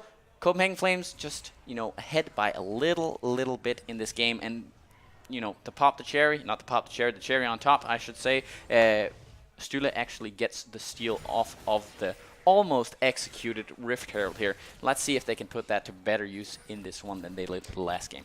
Hopefully they can't. Yeah. They can't. They can't. They can't. They can't. Well, also very sophisticated. The lineup on Flames is really good in late game. Kassadin might be the best assassin in late game. Kaiser is a really good late game champion. So is there's an engage coming from Kex. He goes on to Busquet, and there's still coming the E. Look at that much damage. He can't do anything Busquet right now. He gets the root off, but just look at the damage. He gets him with the Q. Then oh no, the flash Q misses from Pearson, but they manage to get the Hecarim down 1-for-1. Once again, one kill in the favor of each of the players. The top turret is being executed in the favor of Copenhagen Flames as the bot turret goes down in the favor of Wicked Gaming. They do get the first brick down here for Wicked Gaming, so that's positive for them. Once again, they get the game within touching distance. It is only a 300 gold lead in the favor of, well, I should correct myself here. It is a 600 gold lead because the Rift Herald was popped in the mid lane, and they do get the middle turret here off the back of Kassadin, I think, who summoned the... Jensen Jonas quite alone here. He has flash, he has everything up, and Flipper gets engaged upon him by Grisen, but Grisen is in the middle of... there comes kill instinct in. Flipper, as he goes down to Grisen and Signite, Pearson is out of this game because he has no flash at all. They might go on to Linux. Wait, they got Stille actually. Well, that's something. Yeah, shutdown return kill for the Veigar in the back end of this fight. They don't quite get 1-for-1 in this fight. They actually get 2 kills and upset the balance of the force from the side of Copenhagen Flames. They kind of ruined the kind of gentleman's agreement they had between the two teams here. But 7-6, we have an actual kill lead in the game, and they're 1,000 gold ahead back off of this play along with the Rift Herald play previously. All right, let's take a look at the vision here. The top side of the map is heavily warded with pink wards from Copenhagen Flames. Of course, this had to do with the turret they just took before. They're probably going to look to reset the vision now and probably play towards the bot side of the map because that's where the Mountain Drake has just spawned. But down there, that is Wicked Gaming's territory, at least in terms of vision. They have 3 pink wards hovering in the bot side river. However, Flipper's in the top side. He gets to get some gold off of these multiple pink wards in the top lane if he scours all the bushes, of course. And who doesn't love to scour bushes, am I right? I'm done. Yeah, well, I quit. All right, they actually start the... Well, I guess they spot Flipper in the top side, so that's why they just feel comfortable going for this Mountain Drake right off the bat. And they get it down, but Raxon might just be pressured out of the top side turret here as they apply all the pressure in the top side from Wicked Gaming side. So they actually might just equalize the Drake with the turret, and I would say that's definitely #worth. Definitely, because Mountain Drake really good again in towers, but I guess Kex can utilize the Mountain Drake a bit, but the rest of the team, they don't really want to group for objectives. Like, they want to group for Baron, they want to group for Elder Drake, but towers really hard for them to group for. I guess it's good because now Kex can slam these towers down a bit faster, but not the best Drake. Also, tower is really good to get in topside. Yeah, and I think Kex is actually quite satisfied with the kill score he has right now, 420 blazing it. You know, he doesn't want to kill any more people in this game. He's just going to look towards the turrets, keep this excellent score line for the end of the game. It's a really fun meme to just have there as you end the game out. So we're not going to see a lot of stuff from him in this game anymore. However, he does have the Triforce finished, and he's looking for probably Steric's game. Ooh, Kex went right into Flipper. Flipper has the E, but he doesn't use it. Yeah, he did that on purpose, of course, to keep the scoreline. He uses the ulti to get out defensively, so he has an excuse for his team. Yes, I had to play for the 420 scoreline there. 420 blaze it indeed. Yes. Okay, so the game has hit a little bit more of balancing on a knife's edge spot in this game. Of course, 1,000 gold ahead is Copenhagen Flames, but the vision is being contested in the middle of the map right now. Not a lot of vision coming down from Wicked Gaming, mostly defensively in their own jungle. As they're being pressured, the priority is on Copenhagen Flames side because they're pressuring all 3 lanes at once with the 1-3-1 composition coming through here. Well, 1,000 gold lead, well, it's not a lot in 20 minutes. It's only 200 gold on each person. However, both Rexon and Kex are not far ahead, but they are ahead of their lane opponents by, well, some gold at least. However, Buskitten is 1,000 gold ahead of Jensen Jr. right now. This is a story of Copenhagen Flames versus Wicked Gaming. Buskitten does really well, but the solo laners, well, they kind of get wrecked by Copenhagen Flames. It's interesting to see how will the team fights go. Will Rexon and Kex just demolish Buskitten? Or can Buskitten actually survive these team fights and manage to dish out, as Freak would say, tons of damage? Yeah, puns of damage. Puns of damage. All right. Either way, if we talk a little bit about the items, we haven't touched about or upon this quite just yet, but we have an Archangel staff coming in for the Kassadin now. That is completed. We have the Rod of Ages actually done as well, along with the boots. Oh, Linux might be in trouble here. He's actually getting engaged on this. Comes in pain from Strile. He has a world ender on right now. He gets resurrected, but this should be a very dead Linux. No mind, he flashes over the wall. He actually doesn't get hit by the pulse. Oh my god! Linux survives this! That was an outplay indeed. Linux restores balance to the force. It's now 7-7 between Wicked Gaming and Copenhagen Flames. Very, very well played. Very well escaped here. The World Ender and his passive just saves him, gets him out of dodge as quickly as possible. And Raxon goes a little bit too far in this engage here. So very, very, very well done by Linux in this engage. You just said balance in this universe. Rexon missed his force pulse. Get the pun? Yeah. But that was so close that he died. Oh, that's actually coming engaged. And Killer Instinct goes into the middle of the wall. Jensen Jr. is into this fight. And Kex just demolishes Buskitten. Meanwhile, Linux is on the other side. He goes in Jensen Jr. I don't think he quite has the damage to finish up. He might have. He missed the E. Look at Roskilde. The combat just made. Oh, sidestep double kill. Meanwhile, Roskilde, he flashed out of the Kex ultimate, but he still goes down. That's an ace. 5-0, and this should be Baron or something else. Holy cow. What a huge fight coming in for Copenhagen Flames here. It starts off the back of an engage from Greason here, coming in with the Keeper's Verdict to knock 3 people up. They get a huge fight. Jensen Jr. gets a super duper crazy mega death sidestep in the in the later parts. He dodges everything that Linus throws at him, and that way, well, he survives. He comes out of the team fight alive here. They get the Baron off the back of this, and there's no longer balance in the force. It's 7-12. They get the Baron. They're 4,000 gold ahead, 23 minutes into the game. Well, you just mentioned some minutes ago, this game is like a knife edge. Not so much anymore. Not so much anymore. Now it's 5,000 gold lead for Copenhagen Flames. They have Baron buff. They have everything they want to do. They can go for the 1-3-1 if they want to do.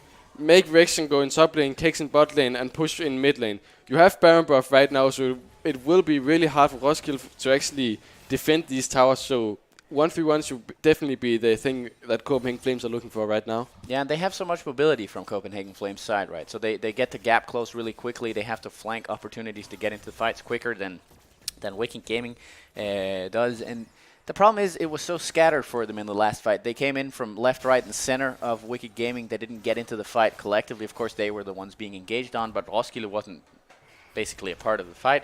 And they just lose out here in this huge swing for the game that gets them or catapults Copenhagen Flames ahead.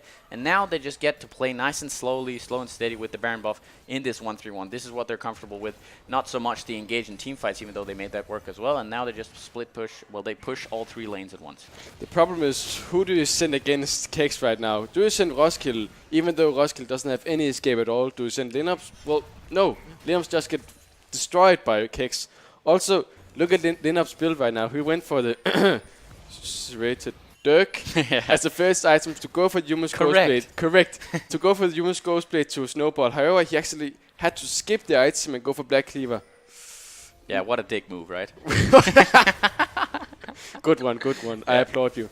But all these small things are the ones that said Linux really far behind this game. Kex looking for a bug in the jungle, maybe looking to squash it there. That's certainly what happens. Slam.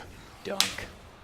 Well, all right, another kill for Kex. He has ruined his score already, so he's on a 6-2-4 here. That looks pretty good, but it's nothing compared to 420. I know I'm fixated on that number right now, but you know, I just thought that would be a great, nice climax to end on there. But they get the turret in the bot side off of that kill. They get the turret in the mid lane off of that kill. Yeah, it's about to go down here. It does go down, and it looks really dire for the Wicked Gaming lineup in the second part of this game here. Even though they had a really good early game. Ooh, Hook coming in, but you have to wonder, why was Flipper so far out when, well, basically the entire enemy team has Baron buff. There was no point in him being out that far. He just go back, make sure that these inhibitor towers don't fall. Ooh, nice Keeper's Verdict there. Very nice Keeper's Verdict. This should definitely be the mid lane inhibitor tower going down. Rexon going for a bit of engagement, never mind. Ooh, the hook will actually hit Stühle. Stühle has no flash right now. Stühle might actually go down, but look at Cakes. He does deal so much damage. Flipper goes down. And look, the stopwatch makes sure that Stühle actually survives. There comes a root on the entire team. Stühle doesn't go down. Ooh, does Cakes do anything? Never mind. Rexon does the beautiful flash ulti engage and get the double kill both on Roskilde and on Pedersen. Maybe this is game. This might just be the game. They end on Sweet 16 on the kill counter here. 2 inhibitors going down, 3 people dead for the side of Wicked Gaming. You're probably right. They're pushing for the end. They're pushing for the Nexus turrets. One of them goes down. The second one is going down. Force pulls coming in. It's only an onslaught of shadows on the backhand there. They're flashing in, trying to pad the KDA, but it ends on the 16 kills, I believe, and that ends the game in the favor of Copenhagen Flames. 2-0, 2 games before 30 games touching distance. They've ended the games within 30 minutes, both of them right now. So they're looking pretty dominating, even though it was a different game this game. It was a very different game this game. They went for full-on aggressive top laner, actually, and full-on aggressive jungler from Wicked Gaming. It kind of worked out, and then again, we saw what an assassin jungler does in teamfight if he doesn't get far ahead. Absolutely nothing.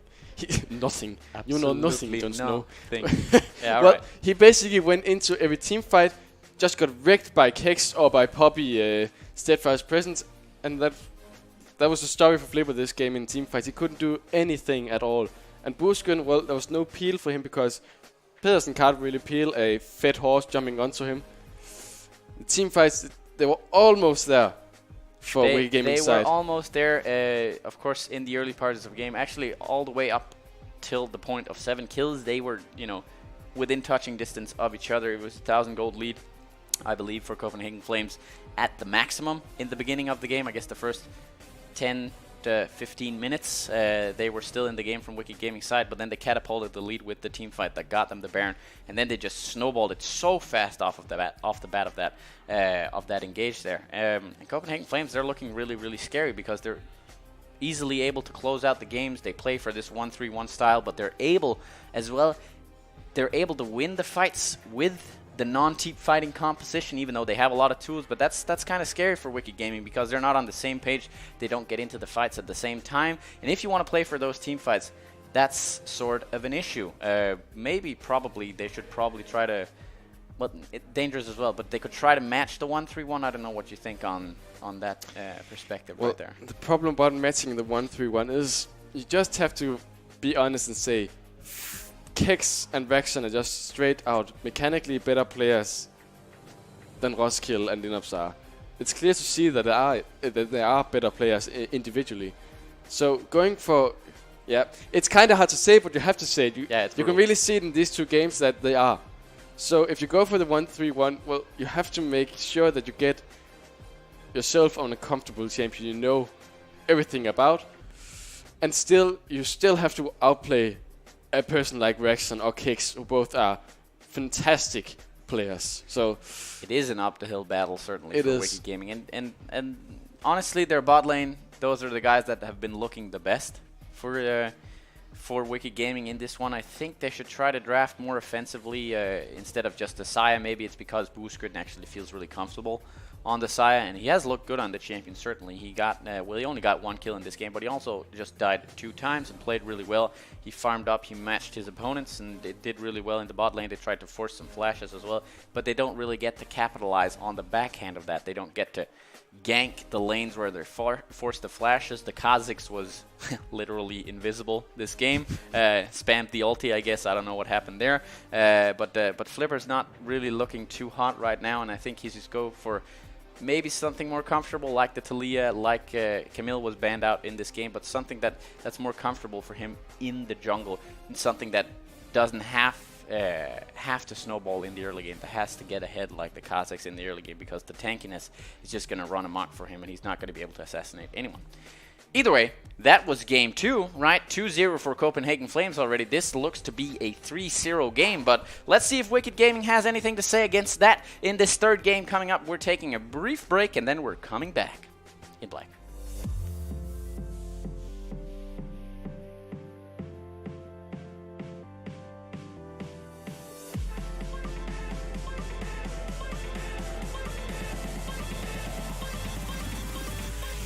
Push i midlane. Kan jeg komme og skyde? Sylle kommer ind med en pæl, han har altså en movement på 10.000, og der vil altså ramt den her fracture. Hvad noget? Der kommer Lanceren ind, og det er perfekt spillet der.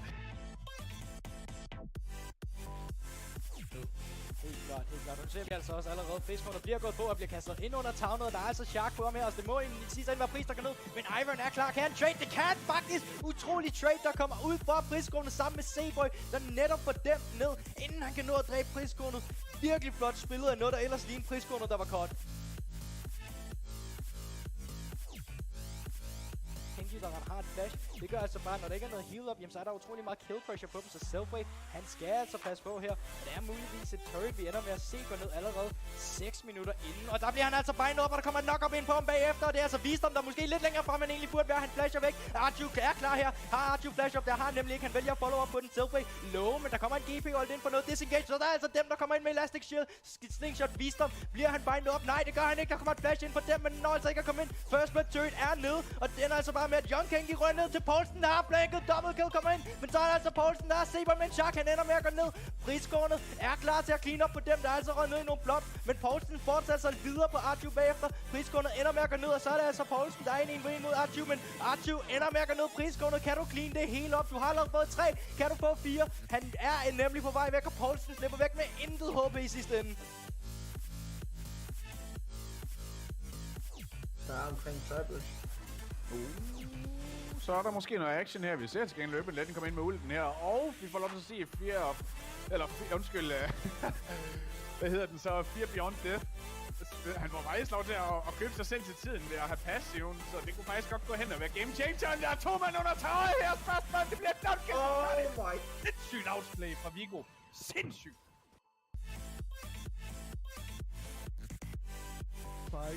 Wicked Gaming, de vil gerne have. Jamen nu har du altså... Der kommer en gate ind for Pedersen. Der er faktisk 4 man quickest. Det er godt spillet der kommer der. Så kill ind på både Jens Jun og Grisen. Spencer Linus så flasher ind. Hvad sker der lige nu? Braxton han går også ned. Måske det er en Baron, der går hen til Wicked Gaming. Hold da kæft.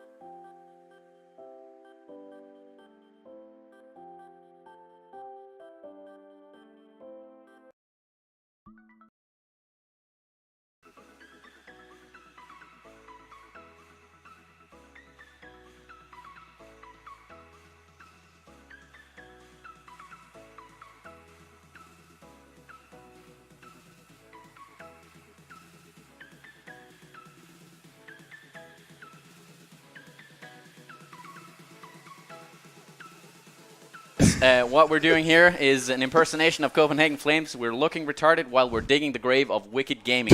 R.I.P. They are in the behind 0-2 right now. Copenhagen Flames are comfortably in the lead. They've ended 2 games already within the 30-minute golden rule there. So things are looking pretty dire for Wicked Gaming, and we're looking pretty retarded in the entry of this segment here. All right, so we've talked about Wicked Gaming as the first thing in both games, and we're going to talk about them again. What do they need to change up, or maybe do the same things in this game to actually get ahead? What do you think? Well, we mentioned early game jungling. They have to go for early game jungler. They did this game, actually, and it kind of worked out in the very early parts of the game, but we saw Flipper just fall flat in late game. He couldn't do anything in team fights because they couldn't manage to get this assassin early game jungler to roll. They need to make sure that someone on Wicked Gaming sides actually snowballs. You know what I think it was? He didn't have a skin. He didn't have a skin. Yeah. That's I the mean, thing. I don't get why you would pick the Kazakhs as the champion that's not being played a lot.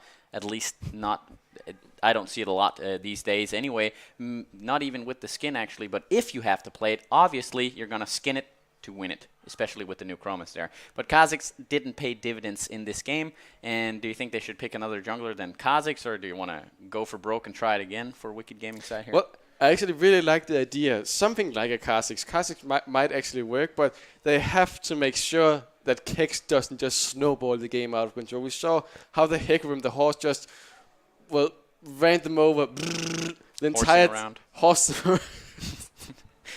He just destroyed the Buskin in every single team fight. And because Roskilde went on some Veigar, he couldn't lock down Kassadin. Well, he could maybe land the baby cage, but Kassadin can always just jump out. He could only get the ulti off in Roskilde, so they have to make sure shut down Kex, make sure he doesn't get ahead so far, because Kex carried the first game along with Vexer, and Kex, well, definitely carried the second game. Definitely carried the second game. I was about to say solo carried the mid game, because he just steamrolled the entire game.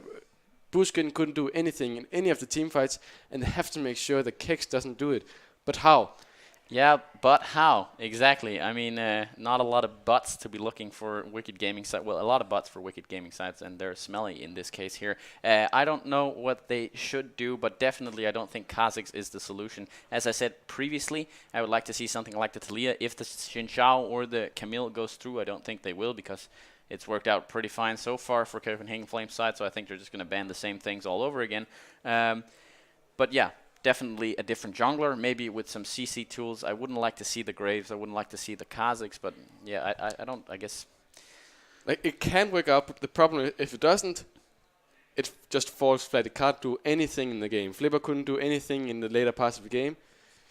But if he plays a CC heavy champion, like, I don't know, Sejuani for example, Sejuani would be good. Or Zac for example, they have to make sure that Flipper just doesn't get out jungled by Strile, because Strile, he just manned up on Ivan in game 1 and just showed how to counter jungle. He took Flipper's red buff and made sure that Flipper couldn't do anything in the early parts of the jungle. Also, they actually managed to knock him out. He didn't get any pull.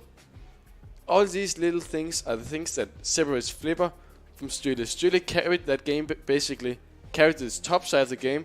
Meanwhile, Flipper couldn't do anything because he was playing a CC heavy champion, but he didn't have the proper early game jungle. No, he most certainly didn't. And okay, we're actually going really fast through this champion select here. Aurelia being banned again, Aatrox and Akali this time, and of course the standard bans coming out from Copenhagen Flames. It's worked so far. Why do you want to change it up? So they picked the Urgot as the flex pick potential here in the first part of the game. Very good pick coming in here for Copenhagen Flames, and it's going to be interesting to see what they're going to answer with, because they themselves banned Aatrox out from Wicked. Oh, I was just about to say that Flames. Ooh, okay, nice stuff. That's nice. That's really, really nice. I like it. I'm not going to say that. There was something wrong. I was just about to say that Kex had Ignite, so I thought he was going to hit him top again, but never mind. This might be the Urgot mid lane. I believe we have seen Rexon play it earlier in LCD. I can't remember, but he should be able to play Urgot. Also, Urgot is a good top laner. Ooh, is this Kindred? I would love to see Kindred. Never mind, it's not. Seems like they're just going with the standardized stuff here from Copenhagen Flames side. Also, they don't want to probably reveal too much. Certainly, they've played a lot of the same stuff. Of course, they flexed it out with or flexed their guns with the Iron pick. A lot of funky stuff coming in through the first game, but they won actually quicker through that game than they did with the more standardized picks in the second game here. But they go for the Skarner again. They take away the Sire from Buskytten on the side of Wicked Gaming here. And something interesting that we haven't really talked about is the Kane coming in for Flipper here. I like the pick. Has a new cool skin. Really hope that Flipper mans up and picks the skin this time. I mean, come on, man. We're right out here. We're telling you, pick the damn skin. But what can you do with the Kane in this game? But Flipper has played an amazing Kane in Game 2 of Singularity versus Wicked Gaming last week. He just basically, made sure that Wicked Gaming won this game. There was a game where they have Chalfie as ADC, but Flipper managed to get the Baron steal. He managed to get the miracle teamfights off. I love this guy's game because it's really, really good. And I would really like to see him get ahead in early game, make sure that one of his lanes can get ahead and basically snowball one lane. Also, I like the sign in top lane because the other games, lineups kind of got destroyed by kicks.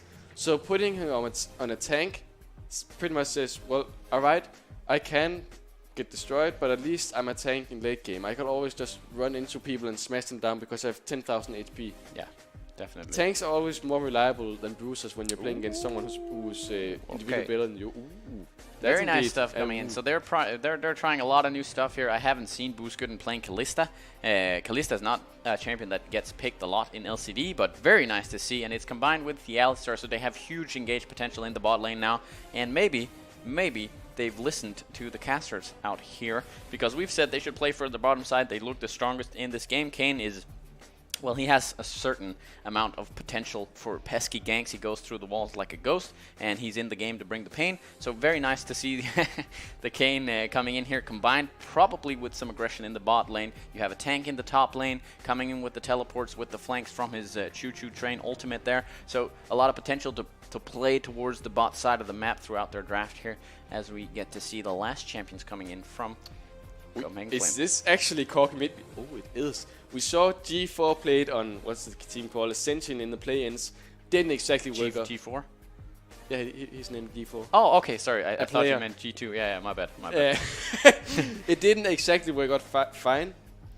I can't really see why they picked Corki in this game. I guess he has really good roam potential with his package. He has decent wave. He has a lot of damage in mid and late game.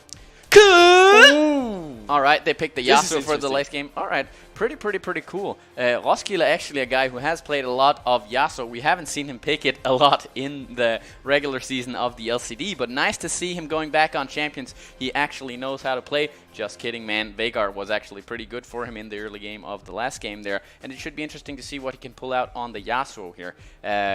Corki, just a wave clear bot in the mid lane. Raxon has played a lot of good Corki games throughout his career. Very good at utilizing the package to get him out in the side lane. But we have the two compositions here, and I would like you to go over the Copenhagen Flames lineup and talk a little bit about their win conditions for this game. Well, this is actually a hard one because they have a strong laner in top lane. They have Urgot, pretty much a broken champion right now. Overtuned champion, as you said. In game 1. They have Skarner in jungle though. Impale, Flash and Pain, Fracture. Really good and getting quick kills. Flashing in quickly with Predator, getting out quickly with the kill. And that can maybe be utilized with the Corki inside because they can push towers so fast. Also, they can go for the 1-3-1 as they want to. Corki in side lane with package or just with immense amount of movement speed because Triforce or just Boost in general, he has decent movement speed. And they can play around Sire and Braum in mid lane along with Skarner. Also, Sire and Braum kinda hard to kill because obviously Braum is a big manly tank. Stand behind me, Sire can use her Feather Storm. It will maybe be hard for Wicked Gaming to engage at them. So they're relying on they can go for the 1-3-1 or maybe just a 1-4 and go for team push. If they manage to get a pick. They have to get a pick on Wicked Gaming. However, Wicked Gaming doesn't really have the best wave clear. They have Yasuo for the wind wall, and that's pretty much it. They have to defend the tower. Yeah, I agree. I mean, they have the flexibility to actually pull out the stops between 1-3-1 and 1-4. The package is going to be a huge factor in the early game, but also when you get out into the later stages, you get the package out in the side lane, you get some flanks into the middle of the map really quickly. However, on the side of Wicked Gaming, they have stuff to counter this as well, because Sion has an ultimate that is available all the time, of course, for his own safety, personal safety, to run outside of the lane and get out there like the choo-choo train he is. But you can also use it to flank into the middle lane there, try to get some picks off. Even if you predict the Corki coming in for a flank as well, you can match that with the Sion from the other side of the map. Most typically, I assume they're not going to match Corki against the Sion. But generally speaking, the win conditions of Wicked Gaming here, right? They can play the 4-1, they can play the 1-3-1. They have the Yasuo for the side lane. Sion is just a tank. You match him against whoever, and he's just gonna, take care of his waves. But they can also play against, they can play for the huge team fights. They have the Kalista and Alistar combo. That's gonna be huge for them. It looks like they're gonna set up towards the bot side of the map this time around. Of course, they're probably not gonna play for the Sion all that much. So Kayn looks like he's going to pass towards the bot side, get some ultis out when the Kalista gets her Fate's Call in. They're going to probably look for a gank in that very second in the bot lane, see if they can snowball something down there, and actually pay a little bit of attention to their lost but not forgotten AD carry in Boosgoodden. Very interesting to see. But, alright, looking at the picture, what do you deem the most interesting stuff in this game? Wicked Gaming. And Yasuo, Kalista, Alistar. Look at the knock-up potential for this. Even Kayn, if he goes for the Rast, which he probably does. Also, Sion has knock-up. There's so many possibilities for Roskilde to get a good last breath up. However, as always, they have to make sure to get the good team fight. They have to make sure to get to the mid and late game part of the game, where Kalista gets 2 or 3 items, where Yasuo does get the Infinity Edge and Phantom Dancer. Or at least the Phantom Dancer. They have to make sure to get the perfect engage. Teamfight comps are always a bit risky, because if you don't get the miracle teamfight, well, maybe you will just get out split pushed by Rexon's Corki in this game. So I'm really glad to see they go for something weird, something new. Kalista in bot lane along with Yasuo in mid, but they have to make it work, because this is the last game of the series. If they lose this, well, there's no finals. Well, then it's the third place match tomorrow, but you don't want to go into that with the 0-3 there. You actually want to contest, even though it is the first place team. And as we get into the third game of the day between Copenhagen Flames and Wicked Gaming, flyer flags high, gay or no gay guy, you just go crazy out there, root for whoever you want to root for, and see if Wicked Gaming can actually take a game, maybe 2, off of this Copenhagen Flames lineup, who are looking terribly, terribly strong in this best of 5 here. We certainly have a lot of interesting picks, and I think we should try to guess who's gonna get the first blood. You start this time. Alright, I'll start this time, and I'm gonna assume that Kayn is going to get the first blood. I think Flipper is gonna turn it around right now. He has the RNG logo on there, even though he's not Chinese, I'm pretty sure. Trader, but whatever. Uzi is a pretty hard carry, and I think he's gonna try to channel his inner Uzi from the jungle here on the Kayn. I'm betting on Roskilde. I love this guy. I know he's going to get the first blood in this game, because they will focus so much of their resources on Boosgoodden, or they will put everything into Roskilde, because they have so many knock-up tools and they have to use it this game. So I think obviously they will camp mid lane. They will make sure Rexon gets a hard time and Roskilde gets ahead. Well, I think you might just be right there. They do have a lot of knock-up in this game. They have a lot of stuff to enable the Yasuo, so they should definitely play for that. Probably they might just try to snowball in the mid lane, as you said, and then take that pressure from the mid lane should it get ahead and get it out into the side lanes. Of course, Copenhagen Flames are not just going to roll over and die, but they do have a little bit less CC this game. It seems more like they're going to play for the Impale from the Skarner, but that's pretty much the most proactive tool they have in the game. Braum doesn't really go really well forward. Saya neither. I mean, those guys want to peel back, so they want to look for the re-engaged fights and then go for the 1-3-1 maybe, or maybe just the siege potential. But if they get an all-out engage on themselves, they don't have a lot of counter CC tools to actually match the composition from Wicked Gaming. However, the thing is, a typical Skarner wants to play behind. He wants to drag someone into that team, and that is why Braum is really, really good with Skarner, because well, Braum can use the Glacial Fissure, make sure that the team fight gets split up by the Glacial Fissure and someone dies on Wicked Gaming side because of the Impale. So in that part, the Braum actually does make sense, but again, He's not good at playing up forward. Ooh. Will Grisen get collapsed upon? That is the question. Flipper is certainly looking to moonwalk over this wall here, possibly. I don't know if Grisen knows what's going on. The Alistar is coming in. Which way is he going to run? He's going to run the other way. Flipper's coming over here, and Grisen is forced to flash out in the beginning of the game. Nice flash. Very nice flash. It doesn't risk anything, just spins the flash, says, all right, I lost it. Yeah, I botched it in the early game. We're just going to have to wait for it. Linup's being traded out a little bit here before the lane starts. Look at Flipper. Flipper is starting red side actually, which means he will get bot side when he's level 3. Now Grisen doesn't have any flash. They could maybe go for the early kill on Grisen when Pedersen gets to level 2, along with Buskin and his passive from W. Can't quite remember the name. I think this is really smart done by Flipper if he actually manages to get it to work. I can't talk right now. You're doing really, really well. Thank you.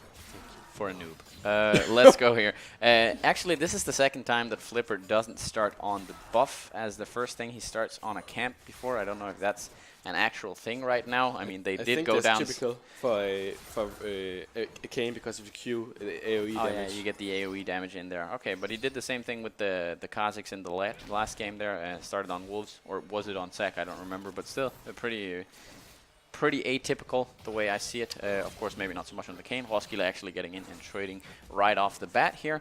As the junglers, they're starting on the opposite sides, and Stule actually going in and invading right off the bat here, getting the blue buff away from the Kane. So smart, because right now Flipper, he could probably think, all right, fine, he takes my blue buff, I go to his. But look at the blue buff on Flame's side, it's gone.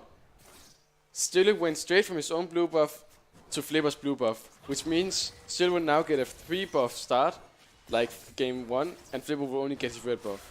This is really, really smart played by Stule. Yeah, really, really smartly played. Of course, he's a little bit behind on the tempo, but I think he's going to make up for it as Kane or Flipper is going to realize that, well, my blue buff is gone here. He doesn't get the XP or the advantage of the cooldowns off of that, so he has to just make do with the sloppy seconds here. So nicely done by Stule, definitely. Also, they do get the crab. They get crabs? Wait a minute. The crab in the bot side jungle, which means Flipper can't go in the river. He can't make a ganking bot lane right now. He has to go back, go top side again, maybe look for a ganking top. But this just closes out bot lane. There's no point in ganking bot lane right now because of this play by Stule. Yeah, but generally speaking, both junglers are, of course, scaly in their nature, both of them. And it just seems like Stule has the inside track on this matchup. He knows the ins and outs of the thing. And he's pressed. Oh, Roskilde actually coming in, trading really well onto Raxon, but it goes even in the end here. But he is, for the first time in the games, actually ahead on CS. So I think they think this is a counter pick in the mid lane. Of course, you can deny a lot of the poke from Corki with the wind wall and all that sort of stuff. So very good stuff coming out from Roskilde in this game. Very good stuff indeed. I think my prediction will win. He's soon level 6. Once he gets a tornado off of Raxon, well, that's an easy kill if Flipper is nearby. However, look at, he's engaging and Stule is near this might in something bad. Never mind, but look at Kex Kex now. Top. Ooh, Kex is actually dealing a lot of damage on Linux, but doesn't have level 6, so there's no kill yet. Yeah, and this is this % damage shred you get. Of course, it's the early game, so it's still a little bit squishy on them. Ooh, Stule does a flash. He's in the middle of everything, but he does get exhausted. His flashes out. Look at Roskilde, follows him. There comes a flash from Flipper as well. They might. Oh no, he missed the Q. He flipped it into the wall. Oh, no, very the well tornado hits him. This is first blood. Oh, you won because Kane got the first blood. Yes! You're amazing. Yes! And Raxon even flashed as well. Oh my god, that was close. That was close. I knew it was going to go to the side of the Kane all this time. Of course, Roskilde is not going to last hit when I put my predictions down for the first blood in Flipper. Very well done for Wicked Gaming, and now they're 500 gold ahead. And you lose, sucker. Suck it, sucker. Yeah, suck it, sucker. Well, this is really important. Stule went for the aggressive play and got punished so hard for it. They even committed with 2 flashes, but look, they got both flashes, both on Raxon and on Stule. This makes Raxon pretty much a sitting dog once he uses his W. And if Flipper is nearby and Roskilde does get a nado off, he's dead. Oh, there comes again top. Kex does a flash right now. There comes Flipper with Q in, flashes of the W. Oh, follows from Lineups. He might get the ER for the kill. Oh, this is so close. He does commit to the dive. He does get the kill on Kex. This is so good right now for Wicked Gaming. 2 kills ahead in the early game. All right, Wicked Gaming have come to play. They just took a little time to wake the sleeping dragon here, but 2-0 for them in this third game. They are now 700 gold ahead, 600 gold in this game, and things are looking pretty good for them. This cane has certainly paid off. Of course, it came off the back of some hubris, I think, from Stühle. He got such a good jungle start in the beginning with the triple buff that he felt he could invade whenever he wanted to in the jungle, and that got him caught out. It had to have him force both summoners in for the mid lane and for himself, the jungler, and that cost them. And now they just have to play from behind. They don't have a lot of CC tools to get back in the game, and it might just be a very, very interesting game we have on our hands here. Ooh, there might come a fight here. But look at bot lane. They're already up towards Oh, he misses Roskilde, and there's no escape at all. The win ward does come down, but they might just give the kill to Vax, and it does indeed. This is really, really aggressive from Roskilde, and does get punished. Look, Flipper is back in the base. He was recalling when he went for this play, and yet he did it anyway. Bot lane was backing. This was just really, really poor timing for Wicked Gaming. Yeah, not very nice of Roskilde on this one, and Copenhagen Flames channels their inner animal cruelty off the back of this one as they slay the flame or infernal dragon here. Actually, it's their symbol, so I guess it's fair, but still pretty cruel, and certainly not something that Wicked Gaming are too happy about, as it is, generally speaking, the most well-endowed Drake of the game. It is indeed. It completely even right now, but there are those, what is it, 8%, 4%, 6%, I can't remember how much the Infinite Drake does give, but that's a lot of damage later on in the game. It actually might just be what makes a kill be a kill right now. There's an Infernal Drake, so we should never underestimate a dragon like that, as you point out. It's really, really a strong dragon. Ooh, Flipper meets Stühle right now. The slow does. Ooh, never mind. Oh, Grayson. Grayson is so much in trouble right now. He does a flash. He flashes out. Meanwhile, there's a fight coming here. Impale. Oh, we're back in bot lane again. The arrows is so far inside Jensen Jr., but the damage doesn't quite come. Look at the stun. It does hit onto Buskin. Buskin has flashes. Flashes out, but the feather storm come. Double kill for Jensen Jr. right now. Boom! And we just finished praising Wicked Gaming, but they transform into their Super Power Ranger ultimate form here from Copenhagen Flames, and they get the double kill in the bot lane. It looked like Grayson got caught out, but it was just a bait and switch, because they do get the upper hand in this fight here. And, well, the gold lead is back in Copenhagen Flames' favor, and it starts to look like one of the previous games we've had during this day. 3-2 to Copenhagen Flames, 1,200 gold lead for their, I guess, in their favor. Yeah. There we go. Right now, Wicked Gaming just have to calm down. Look at their win conditions. What are their win conditions right now? Not bot lane. Play around mid lane right now. They have to do it. Even though we said earlier they have to play around Buskin, don't. Play around Roskilde. He's a guy who's ahead right now. He can make plays with his tornado, with his last breath, as long as Flipper coming in on Rexon. They have to pay attention to this guy. Also, of course, they can't just leave bot lane, because if bot lane continues to get duo killed, well, that's game. Well, they shouldn't really look for the 2 versus 2, I think. I mean, Yeah. it was nice they got the trap, they got the flash. That's fine. Yeah, that's fine. Don't start playing on the opponent's side of the map that close to the turret, because you have no safety net, you have no easy way of getting out. Plus, they hit level 6 from the side of Copenhagen Flames, but they hadn't hit level 6 on the bot lane from Wicked Gaming. So obviously, they're going to lose that fight, and that, you know, it's just not very well advised what they did there. But now they have hit level 6. They have a lot of tools down there, and I think they should try to utilize that. Timing is key. Look at Stühle. Stühle is nearby. He doesn't have flash quite yet. He doesn't have Roskilde, evade either. I think Ooh, Roskilde is so low. He doesn't have any tornado. And just look at Roskilde. Just goes down so fast. Flipper's going up. Vaxen jumps upon Flipper, and Flipper does flash out. He just got it up again. Sorry, I just thought I wanted to support your stroke there. Thank you. Strokes are really serious people, so if you could just stop laughing when stuff like this happens, it hurts our feelings, and possibly we're in life's danger here. There we go. They pressure onto the turret in the bot side here from Copenhagen Flames side after getting those kills. It's like Roskilde doesn't know when he has the visiting hours in the jungle and goes out there for a stroll, but you know, it turns into a nightmare real quick every time he goes. Well, this is a story of Wicked Gaming. They go for plays when they can't really do it. Stühle. Stühle has flash up. He goes for the fracture on Buskin. Just look at Buskin. He goes down instantly. Pedersen doesn't even have ultimate or flash. 2 kills to Copenhagen Flames. The engage does come out onto Kex. Kex doesn't have flash. The unbelievable trespass goes down, but look at how much damage Kex actually deals. They can't continue this dive. Oh no, does the fear beyond death? Oh, it's already landed. They have to block. Oh, the flash Q comes in. Flipper goes down. He doesn't have any flash now. He might go down to Limers. Is still a 1-for-1. Never mind, the shield comes. He might actually turn this around 2-1. No, he does. Oh my god. He flips him in. Hey, Sonya's coming out there on the backhand of the fight. Linus trying to tower dive, but Linus okay. This is close. This was so well played by Kex. Amazing stopwatch, amazing flash Q. Perfectly played.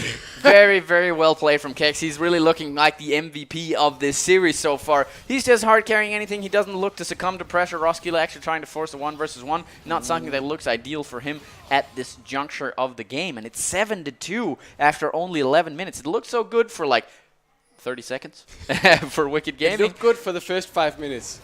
As Skara said, up until they're losing the game, they're winning. Yeah, exactly.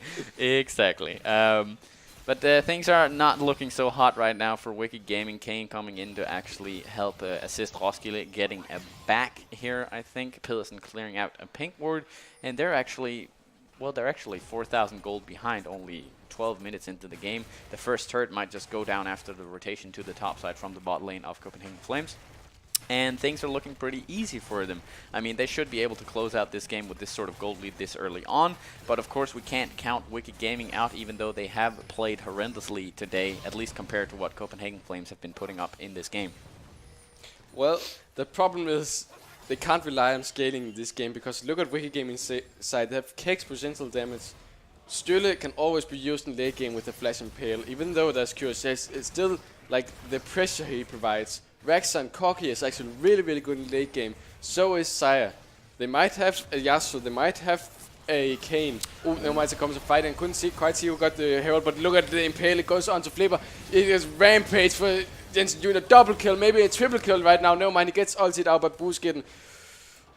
Assassinos Doble for Flames Jensen Jr. here. He is on a rampage, as you said, 5-0-2. And this time around, he gets to prove that not only the solo laners can carry this game, I'm also here making a note of himself in this game. 9-2.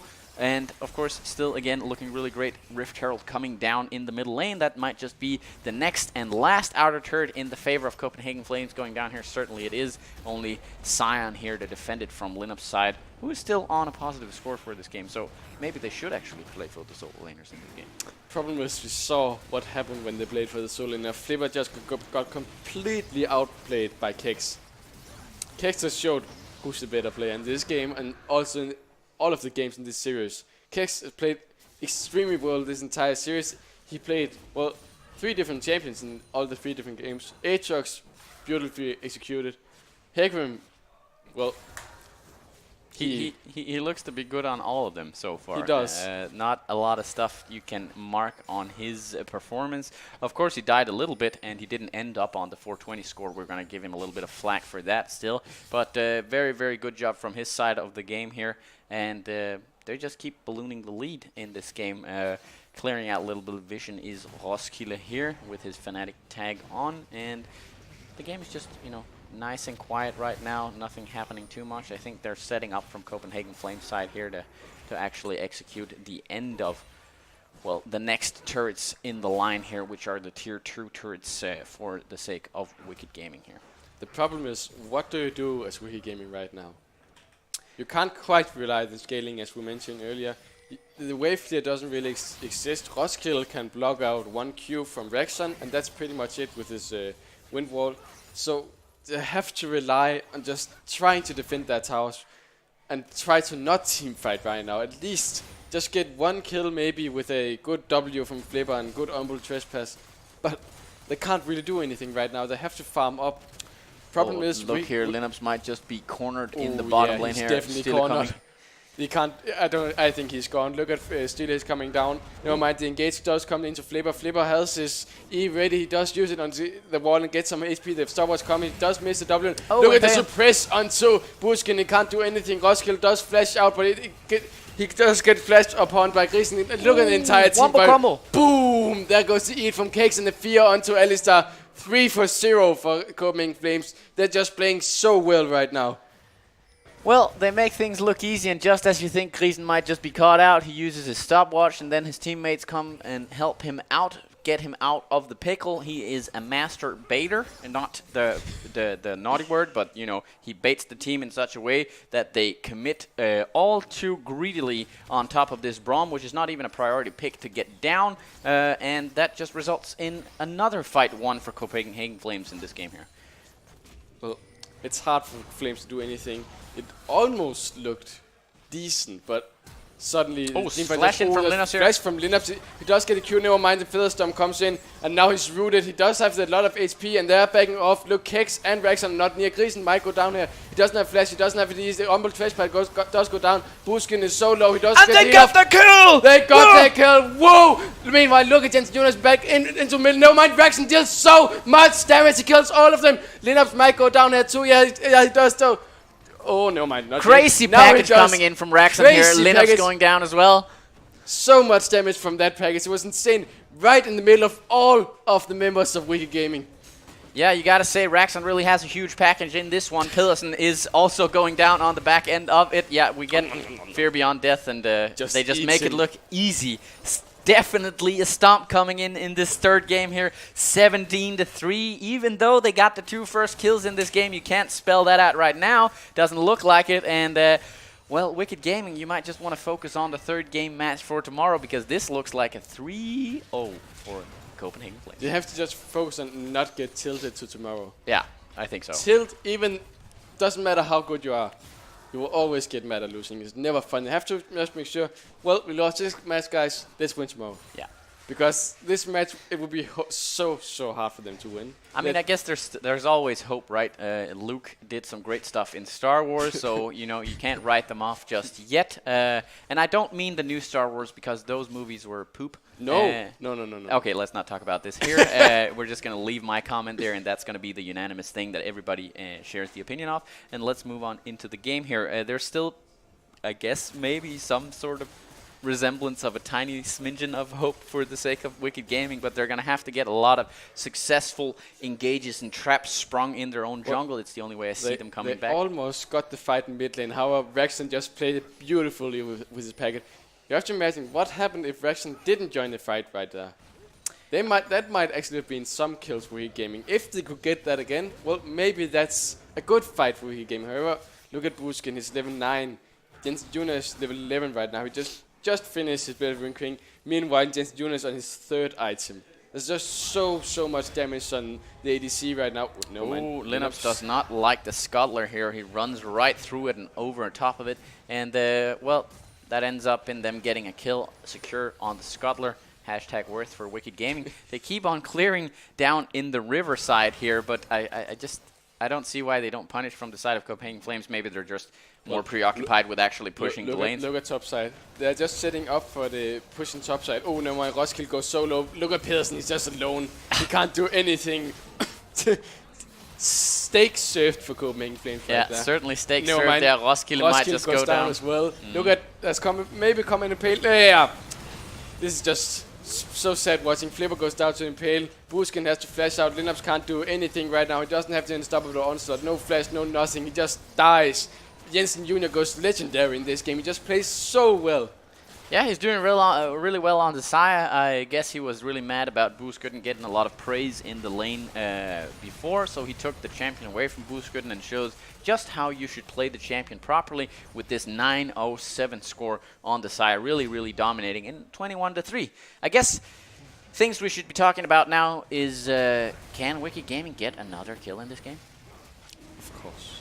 Will they? Yeah, of course they will. Flames, they're so far ahead right now, they get cocky. Of course they will. But the problem is it doesn't matter if anyone dies on Flames right now. They can't get any objectives. Might get Baron, but look, Baron's on 5 seconds. They all just backed. They got their, what Drake was it, Infernal Drake? Can't really remember. They have it so was much damage. They look got an Infernal Drake. how many pink wards are ready right now. 6, 7, 9, 12 pink wards ready right now inside of Copenhagen Flames to go on this Baron buff. No mind. Kex gets caught out here, but look at the damage on Flipper. He does flash in, he does get the ignite. Mike, what? Flipper flash towards Kex. I don't really understand what's going on. There comes the speed boost, the Sonic impersonation, as you said before, and Stiller just gets the kill off the backhand there. I think Flipper thought they were engaging on Kex, so he flashed onto him, but no one else followed him, and this should just be the free Baron for Coming in Flames. This should be the thing that closes out this game, definitely. Yeah, I think so too. They can conga line the minions into the base of Wicked Gaming just as easily with the Baron here. He goes for it as the Alistar hero play here, but it seems like Wicked Gaming has given up themselves here. Kobe Beef, I don't think so. This has been chopped to pieces, this cow, in this game. 0-6 on Alistar here, 0-6-1 on the Yasuo, so he's a bit better than the Alistar in this game, but not a lot. We have to compliment Flames. They're looking so good. Whoever they're facing tomorrow, well, they must feel scared after they've watched these games. Doesn't matter if it's GDE or if it's Singularity. Flames have played so well, so clean. They've pretty much just demolished every game they faced against Wicked Gaming.